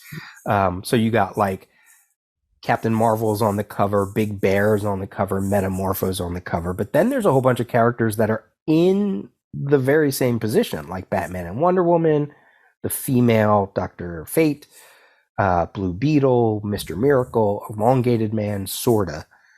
And that one you could sort of say is also the first official cover that is not Perez related. So took a while, took how many years before, but then after that, it's like boom, boom, boom. People just go crazy and they just start, let's just do it because we love it, all the way up to even just recently, DC has been putting out things called Uncovered, like Harley Quinn Uncovered and Birds of Prey Uncovered. And they're basically just compiling covers in one-shots, variant covers, just to sell. They're like, hey, here's a whole bunch of variant covers that you couldn't buy because they're incentive covers, so we'll stick them in, this thing. Well, they did an alt cover to Harley Quinn Uncovered, and Ryan Sook took the original Perez cover and just substituted Supergirl with Harley Quinn, and everybody else in the background. Everything else is all Perez, and he just threw in Harley Quinn. She's got like a bottle of ketchup to look like blood, and so even that, which came out in 2023, I think. So they're still doing covers to this day. Yeah. The most recent previews catalogs, DC's doing something they're calling an April special. Yes. One of the variant covers is the new character Monkey King holding a giant banana peel draped over his arms, kind of like the dead body of Supergirl. Right. I saw that. I have to get that, of course. I knew you would. And as I mentioned, we could go on and on and on. The Simpsons did one for Comic Book Guy. Deadpool did one by Rob Liefeld. Deadpool holding Cable. And of course, since it is Rob Liefeld, he for some reason switches Cable to the other side. So instead of laying like Supergirl, he lays the other way, which... It's different. Okay, whatever. Supergirl holding Supergirl during the Peter David run. Supergirl 79. Oh, yeah, like classic Supergirl holding the Linda Lee Danvers white cutoff belly shirt Supergirl. Yeah, there's Colossal Boy in the same position. So I love when they pay attention to things like that. There's been Buffy, there's been Valor, Major Bummer has had one. Fallen Angel has had one. Adventure Comics, Tiny Titans, Tales from the Fringe, Shadowhawk of all things, G.I. Joe, Buffy the Vampire Slayer, Pathfinder Worldscape, Rick and Morty. So even Dave Sim got in on the fun. Oh yeah, there's there's the Cerebus send up. Yep, Crisis on Infinite Cerebi. Well loved, well spoofed, well referenced inside and out, and even in other media like the Supergirl TV show. You really can just do a Google search and say Crisis on Infinite Earths #7 covers, and you'll just see a ton of them. All right. Anything else on that regard? All right. I think the cover is covered. Good. Let's get into it. Yep. Turn the cover aside and actually talk about, a few pages of the issue here before our bolt is shot. Right.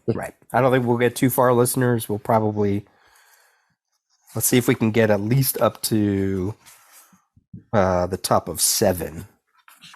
Because that's when the whole origin story stuff starts. Which gets pretty heavily laden with DC lore once we get to that point. Yeah. All right, so Adam will do a recap of a page, and then we'll go back and do more specific notes. Or a page or a scene, depending on where it goes. Yep. Well, in this case, page 1 does equal kind of a scene unto itself, so that works out. So we open with Lila, no longer Harbinger, just Lila, and Alex Luthor of Earth 3 floating in the void and musing about how unusually calm they all feel given what has come before and what's facing them in the near future. It's, as Alex calls it, the calm before the cosmic storm. And then Pariah shows up and starts whining, as usual.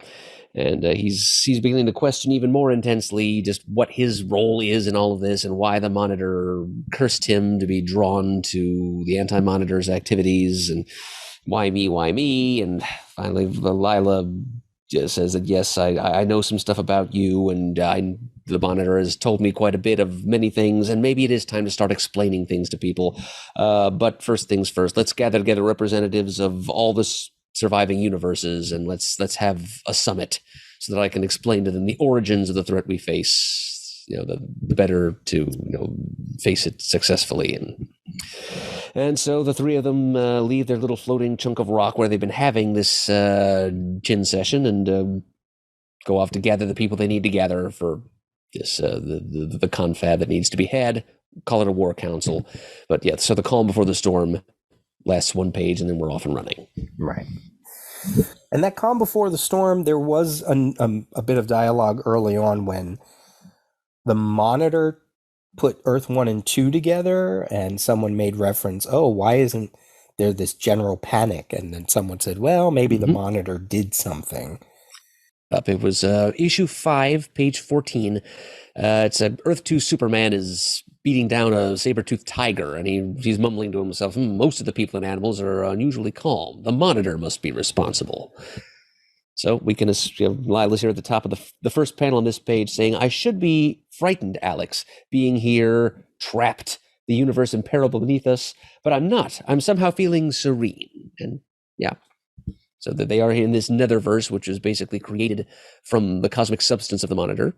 He made this little pocket universe to store these 5 surviving universes in, and he used so Earth 2 Superman assumes used some of his essence to placate the populace of Earths 1 and 2 at least. So maybe he's responsible for Lila feeling as calm as she does. Right. She feels her foster father all around her.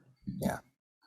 And she did the same thing. She absorbed the other 3 into this whole thing. So it could be her doing, it could be Harbinger's doing, which she's no longer, or as you mentioned, maybe it's just after effects of the Monitor still, swirling about.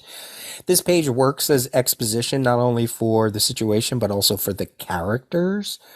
If we talk about how every 2 issues seems to be connected, I can see Wolfman sort of saying, okay, I got to use this first page.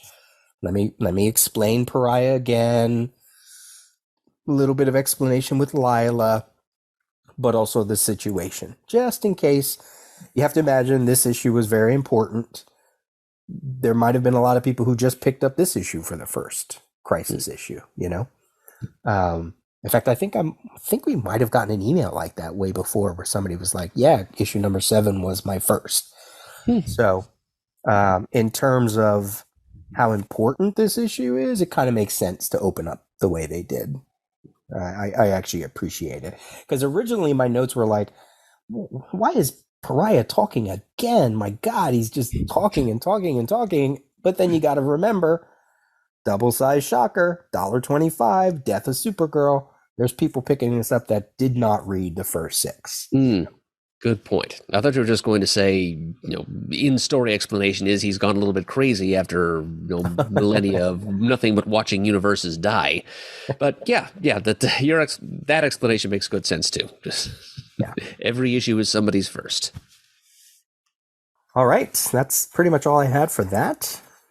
No, for the whole page? Yeah, that's it. I really didn't have much else. Some of the things that I would mention on this page really make more sense to talk about later. So, okay. Well, I do like the very first panel and how tall it is. Just it gives you a sense of scope there. It's Alex and Lila on that floating chunk of rock in space with the whole universes whirling away beneath them, but they're above it all for the moment, at least. They're able to get some distance and some perspective and just contemplate and just get ready for the action they need to take. And then suddenly Pariah shows up, and he's his usual buzzkill and tells them, the quiet is shattered, for I sense the peril approaching. And man, Lila's fringe is fringing. It is signifying. Look at how much of it there is, and in panel 2 and panel 3, their pair is really making that fringe very expressive. I don't recall her sleeves having quite that much fringe in other scenes, but you're really conscious of it here. I'm going to quick look at issue number 1.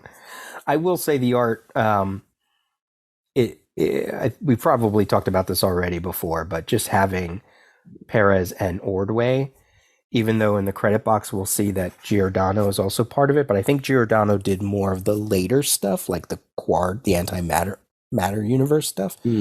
This, you can really see a lot of the Ordway come through here in the face, and all the faces. Yeah, I see what you mean. Yeah, especially that grave look on Lila's face down there in panel 5, I guess, as she's talking to Pariah. Yeah. Yep, you're absolutely right. That does look like Ordway inks. Ordway inks in a big way.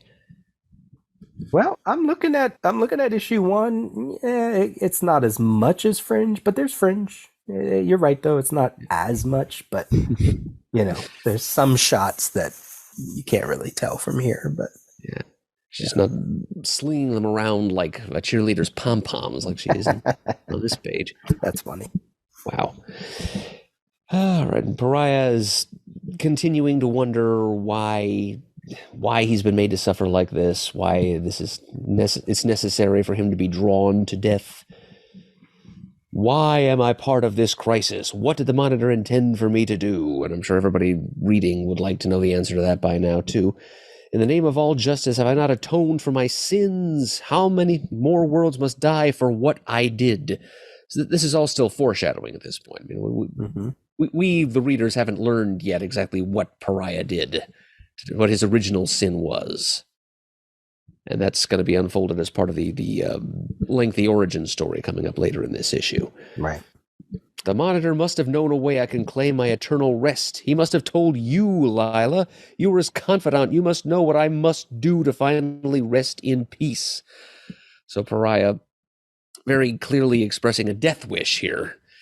I mean, we've known that he wants his suffering to end, but I'm not sure he's gone so far as to say I want eternal rest. I want to die. But here he's coming right out and saying as much. And the thing is, if we can flash forward by about 20 years to Infinite Crisis, when Pariah pops up again and ends up finally, well, if temporarily, because they resurrected the character again somewhat recently to be the main, or one of the main antagonists of Dark Crisis on Infinite Earths. But for a while there he was dead, and he was killed by the use of a special handgun to the head by, do we recall whom? By Luthor, right? Yep. Yeah. And this was the Luthor who was in charge of the secret society of villains, who was actually Alex Luthor Alex of Earth Luthor 3 himself, in right. disguise. So he's standing right there listening to this conversation, and he would have had access to all the Monitor's machinery and resources. And so I wondered for years how exactly Luthor was able to just kill this guy who survived the antimatter annihilation of countless universes, was able to kill him with just a handgun shot to the head. Well, it's because it was Alex Luthor, and he had access to all the Monitor's information, and so he knew exactly what specific type of energy it would take to end Pariah's life. So Right. I finally answered that nagging question for myself after, nearly 20 years, because it's been nearly that long since Infinite Crisis. Yeah. Isn't that crazy? Yes, it's absolutely bananas. Yeah. Yeah, that is a good point. I mean, everybody on here has had some place in the post-crisis DC universe, some more than others. Harbinger being the one that we would see more than the other ones. For a while, anyway. Yeah. And then when we saw Pariah, it was like, what? What's Pariah doing here? And then we saw Alexander Luthor, and it was like, what? So I haven't read Dark Crisis yet, so I can't really speak to that. I think I read one issue, so. Yeah, I same here, Peter, but I know Pariah is involved in a big way. Yeah. All right, and the last note I had for this page is, you see those little orange bursts of energy in the last two panels as the little threesome teleports away. Mm-hmm. In the later collections, hardcover and absolute, that energy becomes green. Oh. Well, at least on the final panel. It's still orange in the next to last panel, but and there's kind of a little pink burst of energy. I guess that's Pariah warping in the first panel next to Alex and Lila. Mm-hmm. Yeah, they changed that to green for the collections too. Maybe because Pariah's cloak is green. They thought his energy signature should be green too. Interesting. Best explanation I've got. Okay. Well, I'll throw it in here because I don't think we'll get to it late for this episode, but I actually like that it's pink, because in the origin stuff later, when Perez, we often talk about how Perez very much is creating for the first time the visual language of certain things within the DC universe. Crisis visual language. And one of the things that he did, at least in this issue, with the creation of the antimatter universe and the multiverse, is he has all of these pink lightning bolts and pink energy swirls. And we talked about this a little bit with Harbinger, I believe in issue 6. When you compare a lot of these energy signatures to what Morrison created for the multiverse map and Ryan Hughes and the whole thing about the bleed, suddenly those pink bursts, because that energy separates universes and multiverses. And think of Pariah coming in on a pink burst. That's just the bleed. They're all riding the bleed, that thing that Warren Ellis then created. It's meant to be red, but you can easily make a connection there.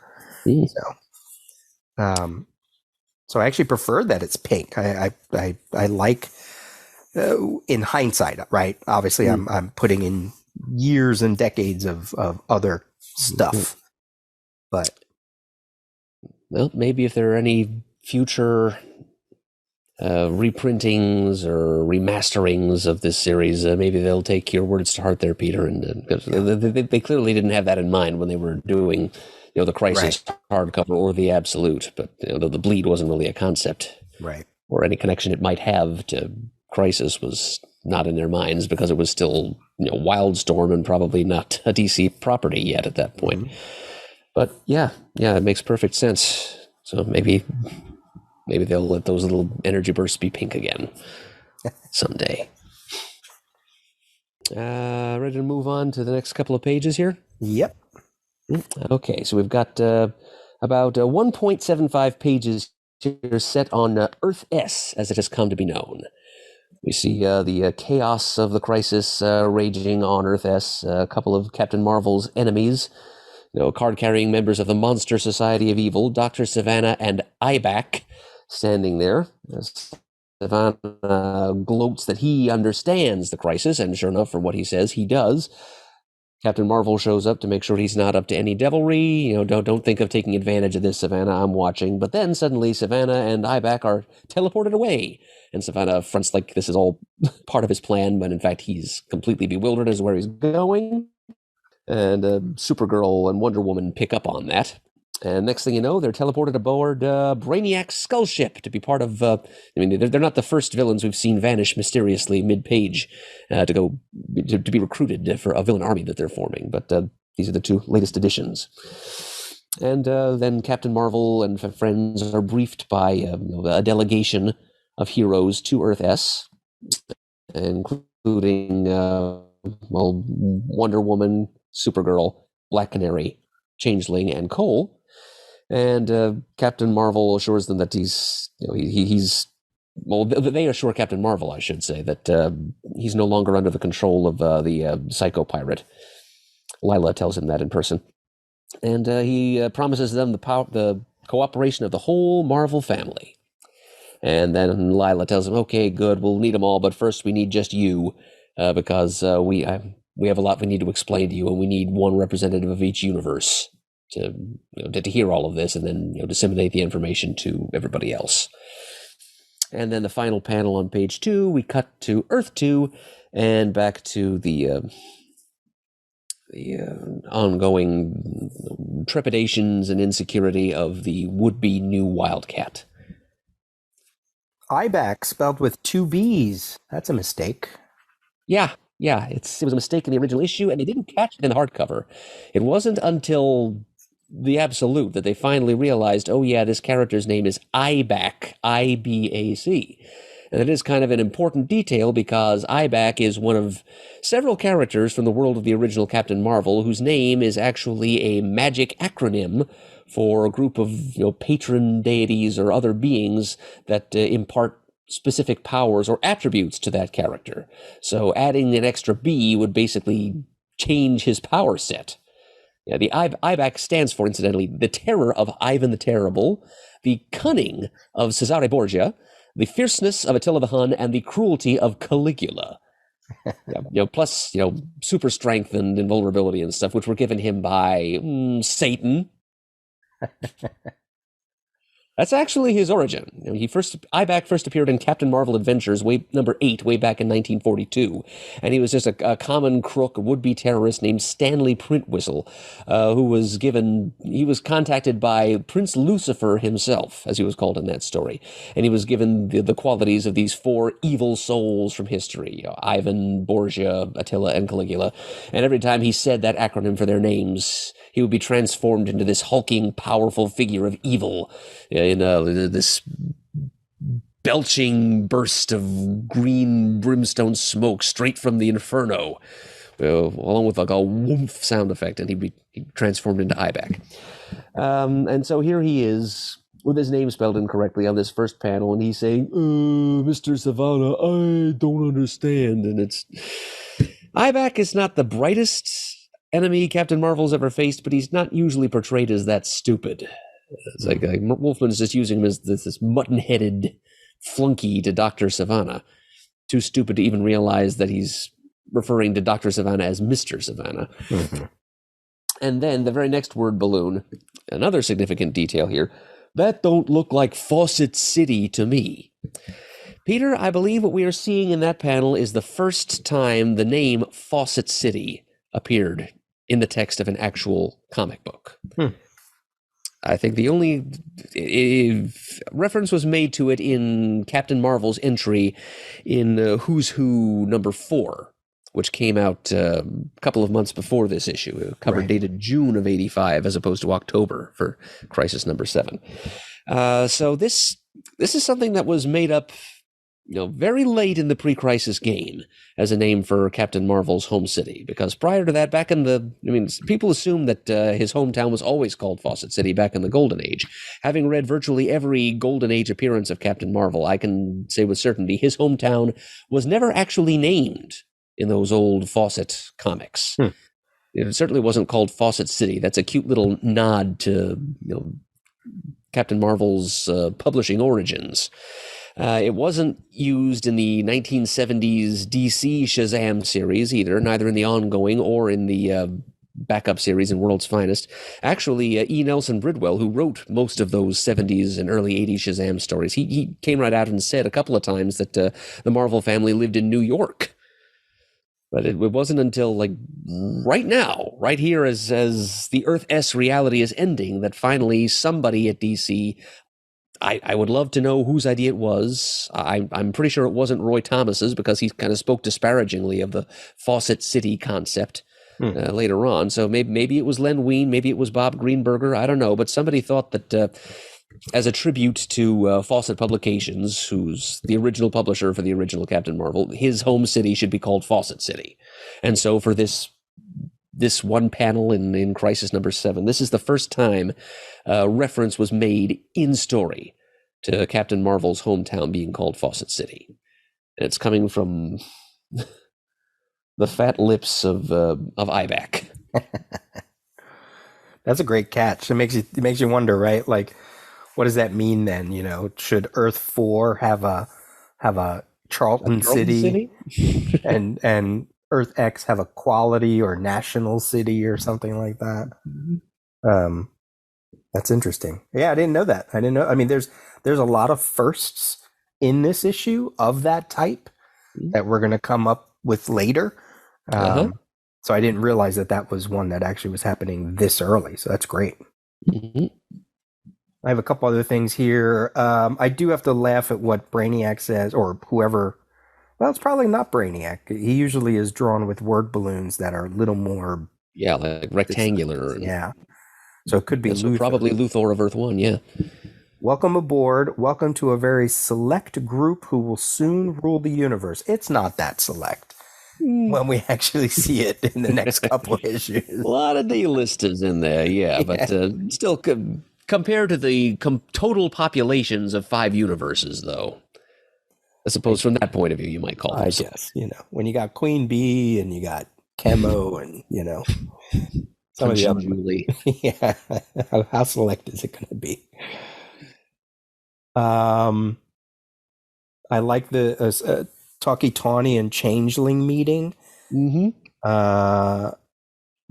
Perez updating Tawny's wardrobes, and in the past he used to wear like a full 3-piece suit with necktie, and now he's got the 70s jumpsuit with the low neckline. Well, I love what he says here. So Tawny says, definitely confusing if you ask me. Gar says, you can talk? And Tawny says, haven't you ever heard a talking animal before? And Garfield Logan says, no. Oh, I mean, yes. I mean, no. I mean, oh, nuts. Because he is a talking animal when he changes into. Yeah. Not that he was that. Could he talk in the original, when he first appeared? I can't remember, but he eventually got the power to talk as a. Yeah. I've never read his early Doom Patrol appearances as Beast Boy. Yeah.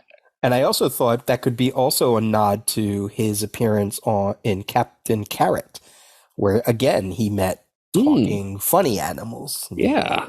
So, you probably shouldn't be phased as much as he is. Yeah. Oh, yeah. On the preceding panel there, you see, Tawny approaching the scene as Captain Marvel is standing there gape-mouthed at Ibak and Savannah having disappeared. Junior's flying up.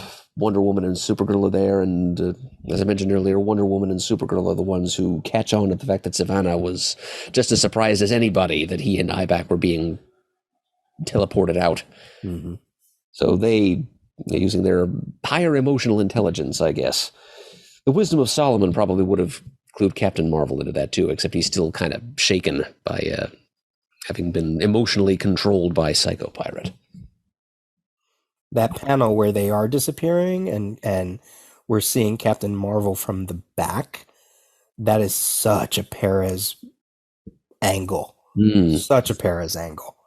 We've seen that. I've seen it so many other times in Titans, Wonder Woman, other places where, I mean, it's a hard perspective to pull off where you're not looking at the side of, you're looking at the, the back. Yeah. It's like a reverse 3/4 profile. Yeah. Easy really to do. Great. Really great. Mm-hmm. You can still get the full impact of the Fred McMurray-ness of Captain Marvel's. And then going on to the top of page 3, where Captain Marvel just says what I just said. He tells them, "I'm not sure of anything anymore," and Wisdom of Solomon or not, he's so rattled by what the Psychopirate's been doing to him. He's starting to apologize to them for having. First, I started attacking you, and then Supergirl just interrupts him and says, "Don't worry about it, Cap. You seem better now." Yeah, and she's that familiar with him because, as I alluded to earlier, Supergirl actually has met Captain Marvel before. Mm-hmm. And that happened in All New Collector's Edition number C58, 1978, better known as the big tabloid-sized Superman versus Shazam, which featured Superman versus Captain Marvel and also Supergirl encountering Mary Marvel. It's all orchestrated by the Martian sorcerer Carmang the Evil. So yeah, Supergirl and Cap have met before, so that's why she feels comfortable A, calling him Cap, and B, telling him that he seems better now, because she having met him before, she knows that Captain Marvel's behavior under the influence of Psychopirate is not typical of it. I also love in that first panel on page 3, all the red and yellow and blue all over those costumes. And again, anybody who was created in the Golden Age, probably, if you were a hero, you were some variation of red, yellow, and blue, because that was all they had for coloring, in its most simplest form, Mm-hmm. So I love that that's reflected there. Yeah. Makes sense for a world like Earth S, too. It's a primary color kind of place. Again, Garfield, ever the chucklehead, making a joke. Captain Marvel, Mary Marvel, Captain Marvel Jr., now Uncle Marvel. If Kid Marvel, Baby Marvel, and Fetus Marvel show up, I quit. Yeah, that's a memorable line. Yeah, just be glad he didn't get to meet the Lieutenant Marvels, because that might have pushed him over the edge. Yeah. But then I wrote in here that it is kind of interesting that he says that. I mean, think of Wonder Woman, Wonder Girl, Wonder Tot, right? And then I wrote in here, actually, there is a Kid Marvel, but in Miracle Man, Kid Miracle Man, in the Alan Moore stories, which was just about ready to hit U.S. stands around the same time as Crisis 7, the first Miracle Man issue. So in a way, he's right. There was a kid, but in an entirely different Shazam-esque family. So, and that's just me just making connections where they don't really need to be. That's what makes these talks of ours so fun, Peter. And a nod there to Uncle Marvel showing up. You'll notice that Mary is carrying him. That's because Uncle Marvel is a total fraud and has no actual Shazam powers at all. He just kind of puts on a costume and pretends just to be able to hang out with the young people. And also present there, we can see Cole of the Teen Titans is present, and the Earth 1 Black Canary. Mm-hmm. Appears to be kind of looks like she's trying to use an earpiece to communicate with somebody and is not having any luck. It's in panel 3. And in panel 4, Lila appears. Supergirl calls her Harbinger, and she says, "I'm just Lila now. Harbinger is gone," just to remind everybody. And she sacrificed her Harbinger alter ego and all the power that went with it to save 3 universes. Yeah. And then she opens up to Captain Marvel and reassures him that his recent behavior was not his own fault. Psychopirate was controlling his emotions, but his influence is gone, and so on. And then Captain Marvel says, "You can count on the whole Marvel family," and she says, "We'll need them, but for now I want only one representative of each Earth. So much has to be explained, as we will see." This is one of those moments where Perez is really bringing out his acting ability, because Lila is completely different than Harbinger when it comes to physicality. Her arms are crossed. Mm-hmm. Her face is her eyes are a little closed. She looks sad. She looks, tired. Yeah. She's holding herself. She's not that grand Harbinger image who was straight, tall, imposing, even scary a little bit, I love, that's one of the things I love about going so detailed panel to panels, because I really pay attention to that kind of stuff. And Perez is such a master. Like when they say that Perez wrote the book on this kind of stuff, it's not just the big stuff, it's the little stuff. And people say detail, but that's what they mean by detail. Not that he gets every costume right, not that he has, he has to remember that all of these cities are all of these times are merging, but there's character stuff, and there's going to be more of that as we get a little bit deeper. And in the next few pages, there's some stuff too. So character is so important. And if you just sort of breeze through these pages and you don't really stop to look, you miss all that stuff. Well, let's look at the next page and a quarter here, which will take us to a couple of other Earths. Bottom of page 3, final panels there, Earth 2. We see Yolanda Montez, who has christened herself the new Wildcat just recently, and she's still kind of lurking and almost stalking her godfather, Ted Grant's fellow Earth 2 heroes, questioning her worthiness of introducing herself to them and offering her help. And we see a few Earth 2 heroes, the Earth 2 Atom, Al Pratt, the Earth 2 version of Oliver Queen, the Green Arrow, and Liberty Bell of All-Star Squadron. They're hanging out on a rooftop, looking down at all the cross-temporal chaos, pterosaurs, colonial saltbox houses, futuristic buildings, all jumbled together in the Earth 2 landscape. And they're all, just Yolanda's own bad luck. They're all still thinking pretty much exclusively of Wildcat, who was recently injured severely, which is what prompted Yolanda's decision to put on the costume and try to go into action as the new Wildcat. And she just can't bring herself to introduce herself to them, so she stalks away. And then we get half a page on Earth 4, where Pariah has been chosen to go talk to the folks there. And he acknowledges that the Charlton universe, Earth 4, up until recently had no idea that it was part of a multiverse, partly because DC hadn't closed the deal yet, and they weren't part of a multiverse yet. But here they are now, and Pariah explains to them that there are other universes, and Earth 4's participation is needed, and one of them needs to you've all been under the influence of Psychopyra. That's why you haven't been cooperating so far, but we're hoping that you will now. And finally, Ted Cord, just with typical smart-ass abruptness, just says, "Okay, fine. You know what? I'll just enough talking. I'll go with you. I'll be part of your summit." And so he does.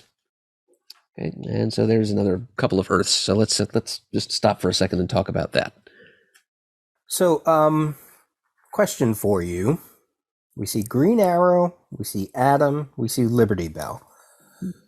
Green Arrow, Atom is clearly older. We can see that on page 4. We can see his cheeks look older, his lips. Are we to assume that Liberty Bell and I guess maybe Green Arrow, but especially Liberty Bell, she wouldn't be a contemporary of an older Atom, right? Like this, I'm assuming this is Atom from the 1970s and 1980s, like the current Atom, right? Right, and this is probably Liberty Bell from the All-Star Squadron, like plucked out of the past. Yeah, so that's what I'm assuming. Green Arrow, right? Well, remember that whole thing with the 7 Soldiers of Victory and getting scattered through time by the Nebula Man and then brought back to what was then the present day, i.e. the early 70s, in JLA number 100 or 101. So it could go either way with him. Yeah, because Liberty Bell never showed up after in like present day. If she did, she was older, right? Yeah. She was the head of her own company. She was Jesse Quick's mother. So we did see an older Liberty Bell in that context. Yeah. So I don't think that ever hit me before until I was just going through these pages. And it was because Yolanda Montez calls them some of the All-Star Squadron are there. And I was like, that's not a name they're still using in Earth 2 80s, right? Would they be this? They'd be the JSA. Maybe they would be the All Stars. What did they call them in the 70s? The Super Squad? Super Squad, yeah. So I thought that was interesting that she said that, and that's what made me think, oh, is she just saying that because she knows people are being pulled, just like Firebrand was pulled from World War II. Mm-hmm. So we know that whenever she shows up, it's because she's from the past. So I just had to assume that Liberty Bell was too. I think you're right about that. Okay. I also think you're right that All-Star Squadron is probably not a name that would be at the tip of Yolanda's tongue here. Right. That's distant past for her frame of reference, her present on her Earth. I mean, the All-Star Squadron would have been a part of the wartime past, 40 years earlier, but she wouldn't necessarily know the name. The JSA, yes, but All-Star Squadron, she'd be less likely to know. Right. Plus, she continues to think in Spanish terms and then define them in English for herself, which is kind of an annoying scripting habit of writers of this period. Roy Thomas did the same thing with her. Yeah. Green Arrow, Atom, Liberty Bell, legends, she calls them. Oh, and can we just say, lavish some more praise on Perez for the overhead perspective he uses in that last panel on page 3? And this is my thing about storytelling. The first panel on page 4. You have Green Arrow leaning his hat up, scratching his head, Yes. and you have Adam in the second panel literally biting his nail as he's talking and worrying, and just that's great humanizing stuff. And then when Green Arrow puts his arm on Adam in the third panel, look how much taller Green Arrow is. Mm-hmm. Yep, it's like that's that Perezian consciousness of the relative heights of different characters again. Yeah. Because Adam's whole deal was he was like 5'1". He was the mighty might. He was a short guy who knew a lot of fight packed into a small package. And eventually he gained atomic powers in like 1948 or something. I did right here when Wildcat called them legends. I was like, oh, did she just name DC's next event? Yeah, Green Arrow's brown hair there. That's a retcon, actually. I think in his Golden Age adventures, Oliver Queen had blonde hair. But I think they just decided retroactively to make Earth 2 Green Arrow's hair brown to distinguish him visually a little bit from his later Earth 1 counterpart. And notice the kind of jagged lines at the tip of his quiver. I think that's a nod to the fact that Green Arrow's Earth 2 origin involved his having an interest in Native American heritage. Mm. Yeah, the whole thing with him being shipwrecked on an island was not a part of his Earth 2 origin. So Adam's dialogue here, I got a little meta with it. You okay, Adam? No, thinking about Wildcat. How long I've known him reminds me now how old I've become. And I wonder, am I playing a game meant for young folk only? And I was like, wow, that's kind of like what DC is going through on some level. Yeah, I think that's deliberate foreshadowing, I'll bet you. I think Wolfman had gotten the message that DC wanted to put the Justice Society out to pasture here in the 80s, and sure enough, last days of the Justice Society special accomplished pretty much that, albeit temporarily. Yeah. And I mean, a lot of that was just because a number of reasons. Like you say, they wanted fresh, they wanted new. Part of it could also be, okay, we know that we have this one Earth. The Justice Society is everything that happens during World War II, All-Star Squadron, etc. But we don't want to touch on that. Like, our whole thing is to try to move forward, Byrne Superman, Perez Wonder Woman, Frank Miller Batman. And for many years, the Justice Society, they were taken off the map. They were shunted aside. We still had Young All-Stars Young All-Stars and Infinity Inc. for a while. But at some point, they finally said, boop, that's it.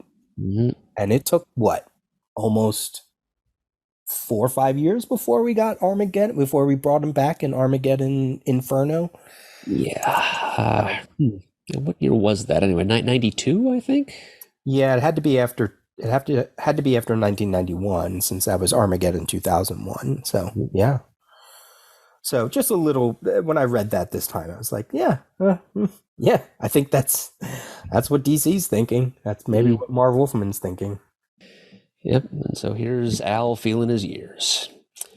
The very next thing that said, "You were close to Ted, weren't you?" And Al replies, "Very." And sure enough, they were both, well, they were boxers. They were two-fisted brawlers. So they had that in common. And, even more specifically, one of the All-Star Squadron annuals, I want to say number 2, established that Adam, Wildcat, and also the Golden Age Guardian, Jim Harper, they were all mentored by the same person using different aliases, just like an ex-prize fighter and a drifter.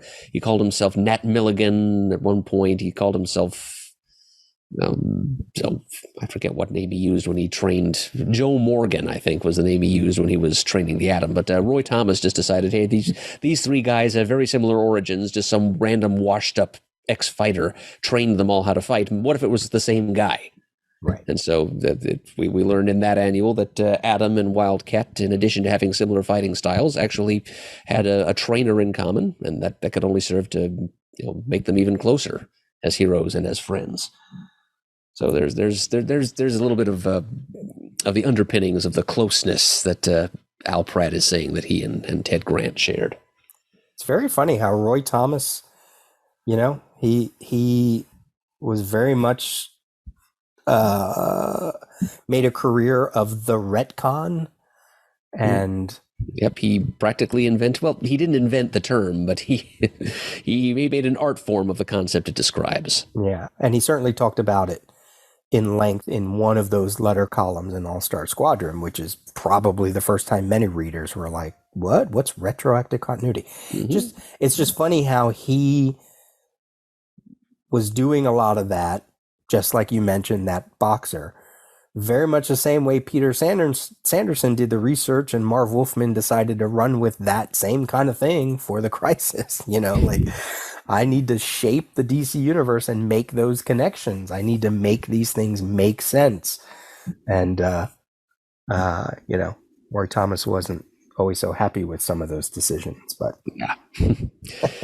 And eventually, when, as you mentioned earlier, the Infinity Inc. and Young All-Stars string ran out, which was right at the end of the 80s, that's also when Roy Thomas left the company, because it became clear that the kind of things he wanted to do with DC's history was not an interest shared by the powers that were at DC at that time. Right. So he basically felt he was being bums rushed out the door, and so he just kind of outraced the foot that was trying to kick him out by leaving himself. Just some other things here. Notice the rain that is happening on Earth 4. It's been raining the entire time we've been there, even a number of issues ago. And it'll become another story point when we get into the villain war. Yeah, that is an excellent point, actually. It has been just driving rain on Earth 4 this whole time. I guess it's just as you kind of associate Earth S with bright sunny days, you kind of expect a grittier world like Charlton's Earth to be where a little rain must fall. Yeah. And I think a lot of that is, the Crisis storms, but also it's a way for Perez to let the viewers know, the readers know, you are on a different Earth. And he'll pay a lot of attention to that when we get to the villain war. It takes an even more extreme form during the villain war. Yeah. So let's just mention that there's kind of a big throng of characters on top of that butte or whatever it is, as Pariah hovers there talking to them all, and you can see the Blue Beetle's bug, his airship, hovering in the background. But then in the panel in the lower left, you can see Martian Manhunter is there, and Katana of the Outsiders is there, and Block of Dryad of the Legion of Superheroes. And those are the non-natives of Earth 4 that were sent as like a delegation to the heroes of that world, and had to try to pummel some sense into them while they were under the power of the Psycho Pirate. But we've also got Peacemaker, and we've got Peter Cannon Thunderbolt in the blue and red in that panel. And 2 panels later, we've got Ted Kord and we've got Nightshade, other Charlton action heroes. Yeah. And as we saw in previous issues, Hawkman's there, Flash is there, Yeah, Jay Garrick. Yeah. Jay Garrick question is obviously there. I love what they say here. So Pariah comes for Blue Beetle, and he says, I know until recently you people never suspected there were other universes or other Earths. Mm-hmm.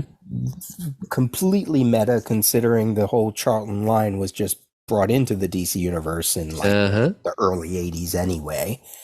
And they were purchased as a gift for Dick Giordano. So, because he was part of that line. Oh, yeah. Yeah. Instrumental in building it. And he's the one who coined the term action heroes because he just wanted to distinguish them a bit from all those superheroes that so many other publishers were throwing around. Yeah. So I love that Wolfman is paying attention to that. Yeah, and the Blue Beetle with his trademark humor. Can the telethon, pal. You got our donation. I'll join your gabfest. Pariah, as a kind of a transition to the next scene, hovers there as a lightning backlights him. In the final panel, he says, the final fate of 5 universes may rest with what we decide. And let's see here. We've got one more Earth to cover. Mm-hmm. And that's Earth X. So we get to see the freedom fighters standing around. There's kind of a similar scene unfolding here. Uncle Sam talking about what had recently been happening and what's the upcoming tete-a-tete that's going to be happening amongst representatives of different universes. Uncle Sam promises he'll participate, and that's basically just a couple panels of the freedom fighters, and then some expository captions here describing the situation on all the Earths in general. And we see Alex Luthor recruiting not one but 2 supermen for this Council of War that they're going to have. So it's different members of the core cast of the Crisis, these characters who were created basically to drive the event. Lila going one place, Pariah going another, and here's Alex Luthor going yet another place. So people are recruited, and then they take off to that floating chunk of rock above, the whirling orrery of universes, if you will, down below. Okay, so let's take a look at Earth X. Yeah, it's odd. It's odd that we don't have a recruitment going on here. I don't necessarily. I feel like this is just a epilogue to issue number 6 to what they did, because unless someone said, hey, Starfire, I feel it doesn't quite have the same feel like when Lila comes to the Shazam family or Pariah comes to Earth 4. Yeah, Pariah is kind of an odd, Starfire is kind of an odd choice of envoy here. Yeah, because she's already there. She's already been there. So she wasn't in on the decision-making process of like, okay, now we have to bring them, we have to get one representative. So that's why I was like, when I read this, I was like, I guess they want us to think that maybe she was contacted and told to say that. Yeah, she must have been, because otherwise how would she even know? Yeah, or it's just because she says here, just say you'll help us, Uncle Sam. We need you and your freedom fighters. You need us, little lady, you got us. So like, she's not even saying I need to get one of you. We want all of you. So I really do feel like this is just an epilogue to, the Psycho Pirates' power is gone. They're no longer under control. And she's just kind of explaining the situation. And then off panel, Pariah or Lila came to them and said, oh, by the way, I need Uncle Sam. That's how I feel like that's how I have to read it. Because otherwise I'm like, it doesn't quite feel the same. Yeah. It'd be kind of an odd play to contact Starfire and tell her, hey, ask these guys to send somebody to this summit we're having. Yeah. I mean, as opposed to just going and, as you said, it's like Pariah or somebody showing up and asking them in person. Right. Let's see. I appreciate the first thing out of Uncle Sam's mouth here on this panel. Sure, Starfire, I reckon we all remember Earths 1 and 2. Heck, it's hard to forget the place you come from. Mm-hmm. So finally, somebody, probably Roy Thomas, sent Wolfman the memo that the Freedom Fighters are not. Another one of Roy Thomas's retcons during All-Star Squadron was that Earth X had no native superheroes. That was kind of the assumption about the Freedom Fighters from their first appearances in the Justice League title in the 70s, was that they were native heroes to Earth X, that Earth X was just the home of the old Quality Comics characters. But Roy, for reasons of his own, decided that all the Quality Comics characters actually were natives of Earth 2, and a bunch of them just crossed the dimensional boundary to Earth X to rescue it from Nazi domination because it had no superheroes of its own. So here's Uncle Sam saying, it's hard to forget the place you come from because all the Freedom Fighters are native to Earth 2, plus, for a while there in the 70s, after the Justice League and Justice Society helped them finally defeat the Nazi menace on Earth X, and during the peace and the rebuilding that followed, they were getting restless. They decided randomly to go adventuring to Earth 1 and had, a dozen or so issues of Bronze Age DC implosion era superhero adventures on Earth 1. So in a way, they came from both of those Earths, and Earth X is just their adopted home. Yeah. And so in that panel, you see the human bomb. He's the one in the white sort of radiation suit looking thing, making a little quip relating to explosions. Even a human bomb doesn't want to see the explosions that will occur if all those universes appear at once. And there's Phantom Lady standing there, and Doll Man, he's looking tiny off to the one side, plus Steel of the Detroit Justice League, and the newly minted Dr. Light, and Starfire. They're all there, and Uncle Sam agrees to go along. You gotta love that Steel from the Detroit era Justice League is on the same planet as the Freedom Fighters, considering his grandfather, created in the 70s, had a title named Steel right alongside the Freedom Fighter title. And he, like the Freedom Fighters, ended up getting jettisoned from his native Earth 2 and landing on some other Earth during the war. Yeah. So it's neat. It's neat to see. Plus, they're both patriotic characters, Steel and Uncle Sam. And yep. Yeah. I figure his grandfather, the original Steel, would probably be just gushing over Uncle Sam if he were there. But Steel is not. He's not even looking at Uncle Sam in that panel. He's just like, yeah, okay, old guy. Let's just let's hurry this along. Which seems in character for Hank III. Okay, and then we get a few panels just kind of setting the stage for all the chaos that's going on in the various universes as time periods interact. Let's see, the first panel we see Cinnamon, whom we mentioned was on the front cover, and with her is another old DC Western character, Firehair, who is the orphan child of white pioneers who was adopted by a tribe of Blackfoot Indians after they massacred pretty much everyone else in his wagon train. Adopted him. He was raised by the chief of the tribe personally, and resented and hated by the other members of the tribe, resented and hated by all the white people he encountered. He was a boy who belonged nowhere. It was called Firehair because his hair was red like fire. He was introduced pretty late into the original 60s run of Showcase. I want to say 1969. So there's these two Western characters looking out on a landscape that includes an active prehistoric volcano, a zeppelin, and some futuristic, like, biosphere, biodome dwellings. Well, you gotta love that Pérez put the two gingers together. Oh, yeah, that's a good point, too. And then we get to, you mentioned the relative lack of undersea adventurers on the front cover. Well, now we've got Lori Lamaris, plus the Sea Devils, plus Aqualad and Aquagirl, plus Dolphin. And they all seem to be encountering, I would guess this is an Atlantis that has not sunk yet. Yeah. They're all a little bit confused.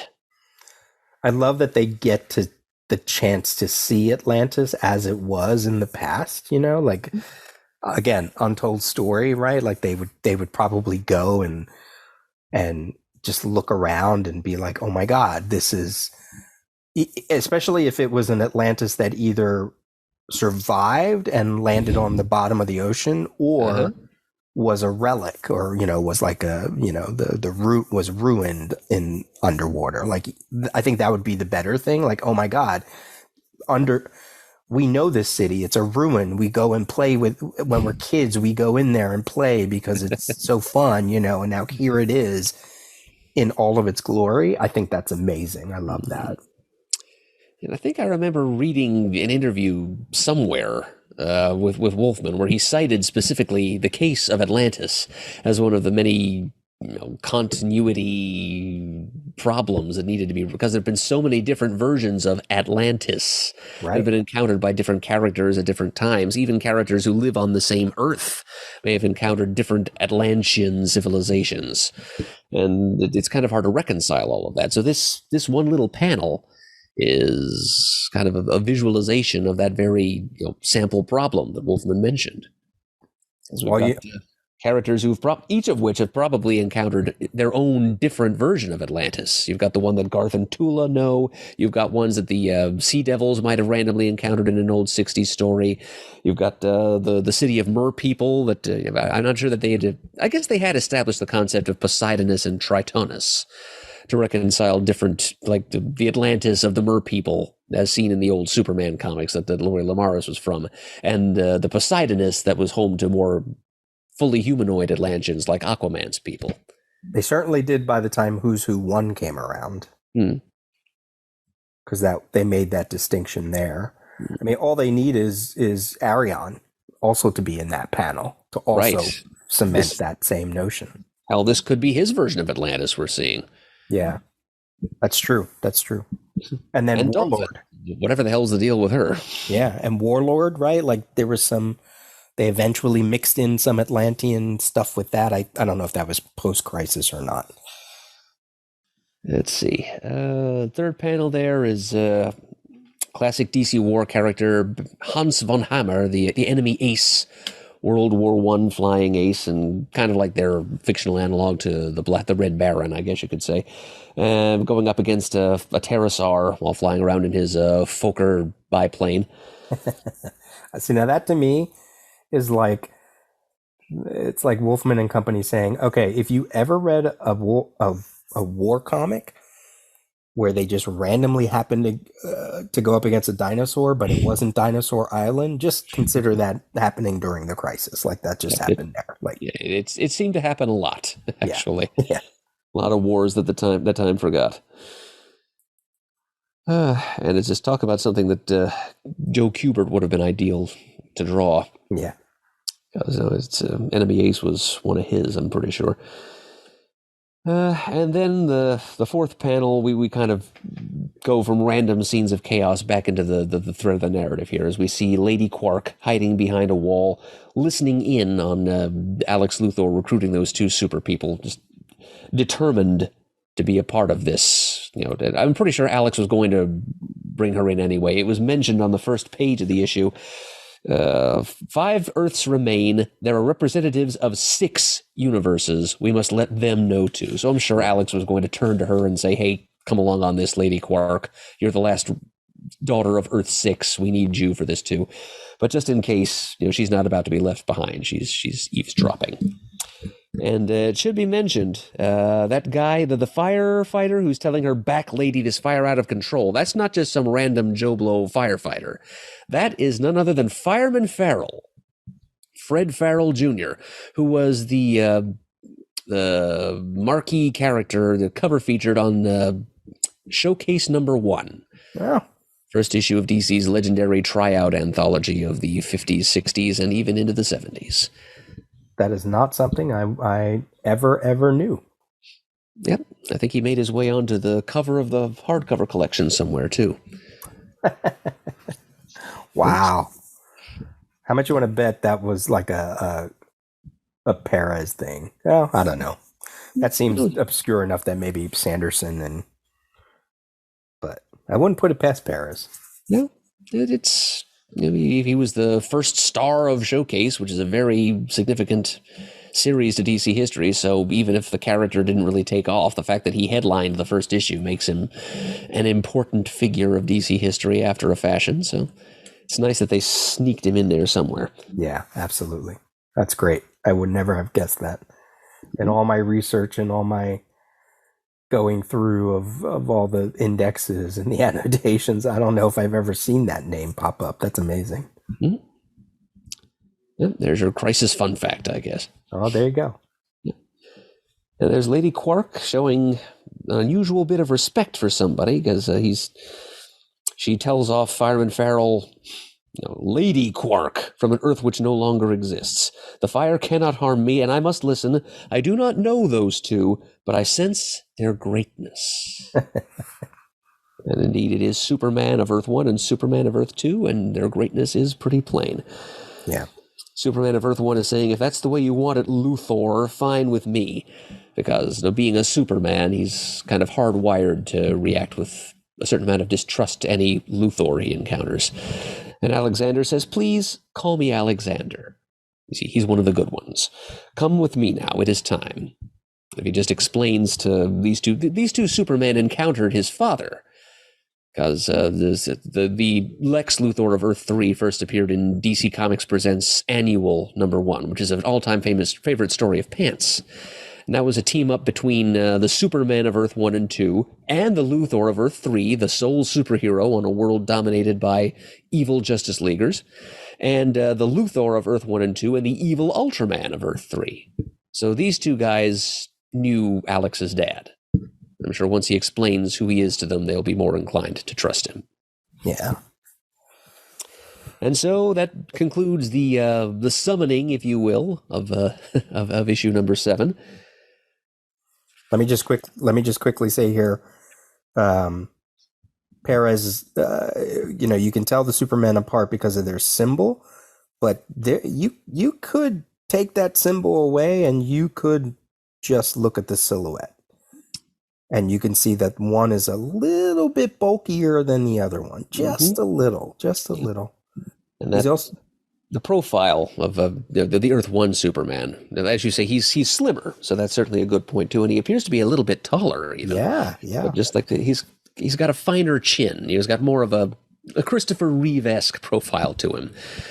He doesn't have the lantern jaw that the Earth 2 Superman. As I mentioned when we were talking about those Crisis toys that McFarlane Action Figures is coming out with, and that's something that their sculpt of Earth 2 Superman is lacking. Yeah, but you're absolutely right that Perez. You don't even need to see the different logos. You can just tell from their body language and their just general physical shape which one is which. I mean, Superman of Earth 2, the original Superman, if they considered him like a wrestler type of, based him off wrestler physiology, like a circus strongman. Yeah. That's really on play here. You can really see that. So I love that. Sorry, I interrupted your. No, you did not. I was done. Oh, okay. All right. So we want to cover the next page and a half here and just cut it off before we get into the origin story, or? Yeah. What do you think? Do you want to just cut where we are here? I think we cut where we are here. We've gotten to the title page, so we've done everything up to the actual, arguably the start of the story. It's only taken us 3 hours to get here. That's okay. We paced ourselves for the cover. We didn't try to rush through it. And we've done entire episodes that are nothing but the cover. So the fact that we got through the whole cover and homages to the cover and 6 pages of story, I think we should be proud of ourselves. Yeah. And that's how we roll here on the Crisis tapes. Hells yeah. So I have a Crisis fun fact for you for this episode. Adam didn't know about this, but because you mentioned your fireman tidbit, which I love, I actually did have a Crisis fun fact. I thought let's do that again. We always used to do those, right? So let's throw one in here. My Crisis fun fact comes from Booster Gold number 9. Ooh. Specifically, the letter column entitled The Gold Exchange. So, this is from Dan Jurgens answering a question about when did Booster Gold arrive in our time compared to the Crisis. And he writes, Booster arrived in August of 1985, about a month after the Crisis realigned the DC universe. Booster's first issue adventure occurred in late October. You should also leave some room for literary license here, as we always have to cheat a bit with comic book time. So what he's referencing is that Booster Gold comes from, or I should say in his other identity as Michael John Carter, John Michael Exactly. Carter. Yeah, Michael John Carter. From the 25th century, yes, arrives in Metropolis, and then it takes some time until he becomes Booster Gold. So he arrives in August. He becomes Booster Gold in October by saving the president, I think, right? Like, it's some story like that. Anyway, I just thought it was a little interesting. So he's saying Booster arrived in August, a month after the Crisis realigned in the DC Universe. Now, if you go back to Crisis on Infinite Earths #1, it says in one of the panels, July 1985, in one of the caption boxes, as we are introduced to Lila and the Monitor and all of that. And that was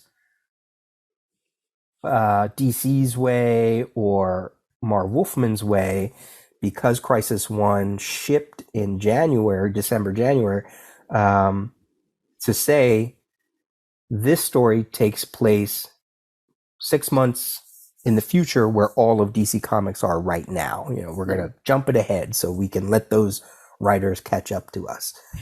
So after we see the destruction of Earth 3 and the satellite and it winding up on the defunct JLA satellite, we see the title logo, the summoning, and there it says July 1985. Dan Jurgens suggesting that this crisis only took 1 month? I don't know about that. I don't think that's something we've actually really talked about either. It's like, well, time is so badly amok, during all of this, and since technically the whole thing canceled itself out, you could argue the whole thing took place in a non-existent nanosecond of time. That's true. That's true. If you think about it, like when they restarted the DC Universe, where did they go back to?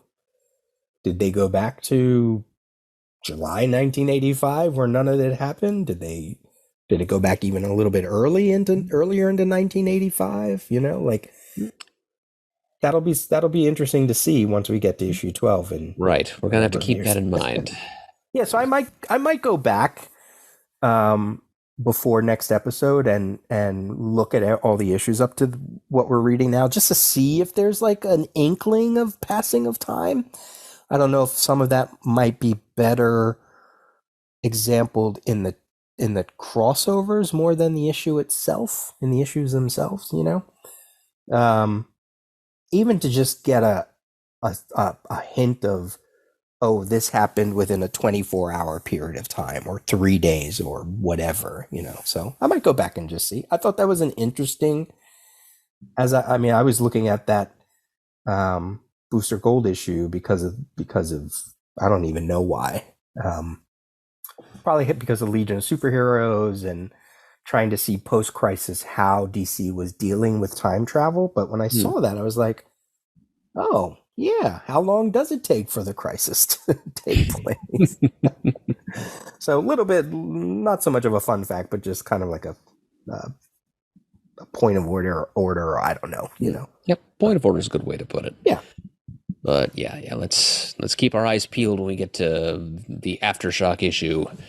See if there's any like newspaper headlines or something to give us an inkling of what time or day it actually is once the battle at the dawn of time is unfolded and Crisis has basically canceled itself out. Yeah, because Booster Gold really is sort of like the personification of the post-crisis universe. Exactly. It was like the first new major hero character to appear in DC after Crisis. Yeah, I mean, his first issue shipped between issues 11 and 12, which is right when the whole Earth had already been reformed. Yep. The Earth had been reformed. Yeah. Just like Jurgens said, yeah. Yeah.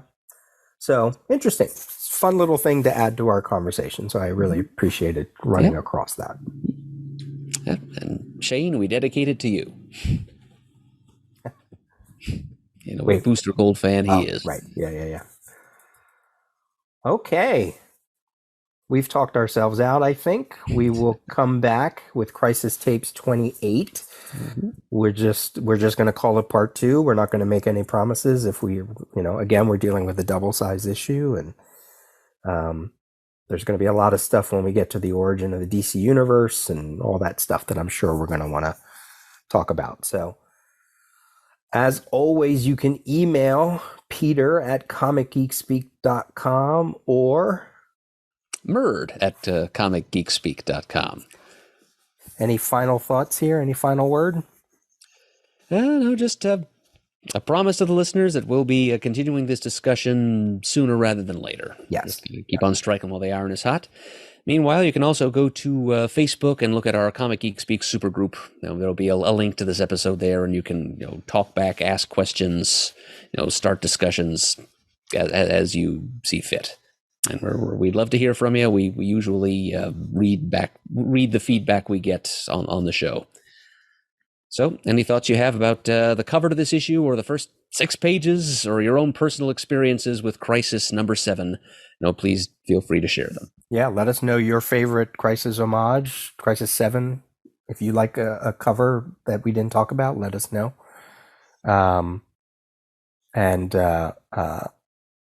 For those people who wanted us to get back to the issue, that's definitely what we're going to do. So we're going to ride it out through issue 8.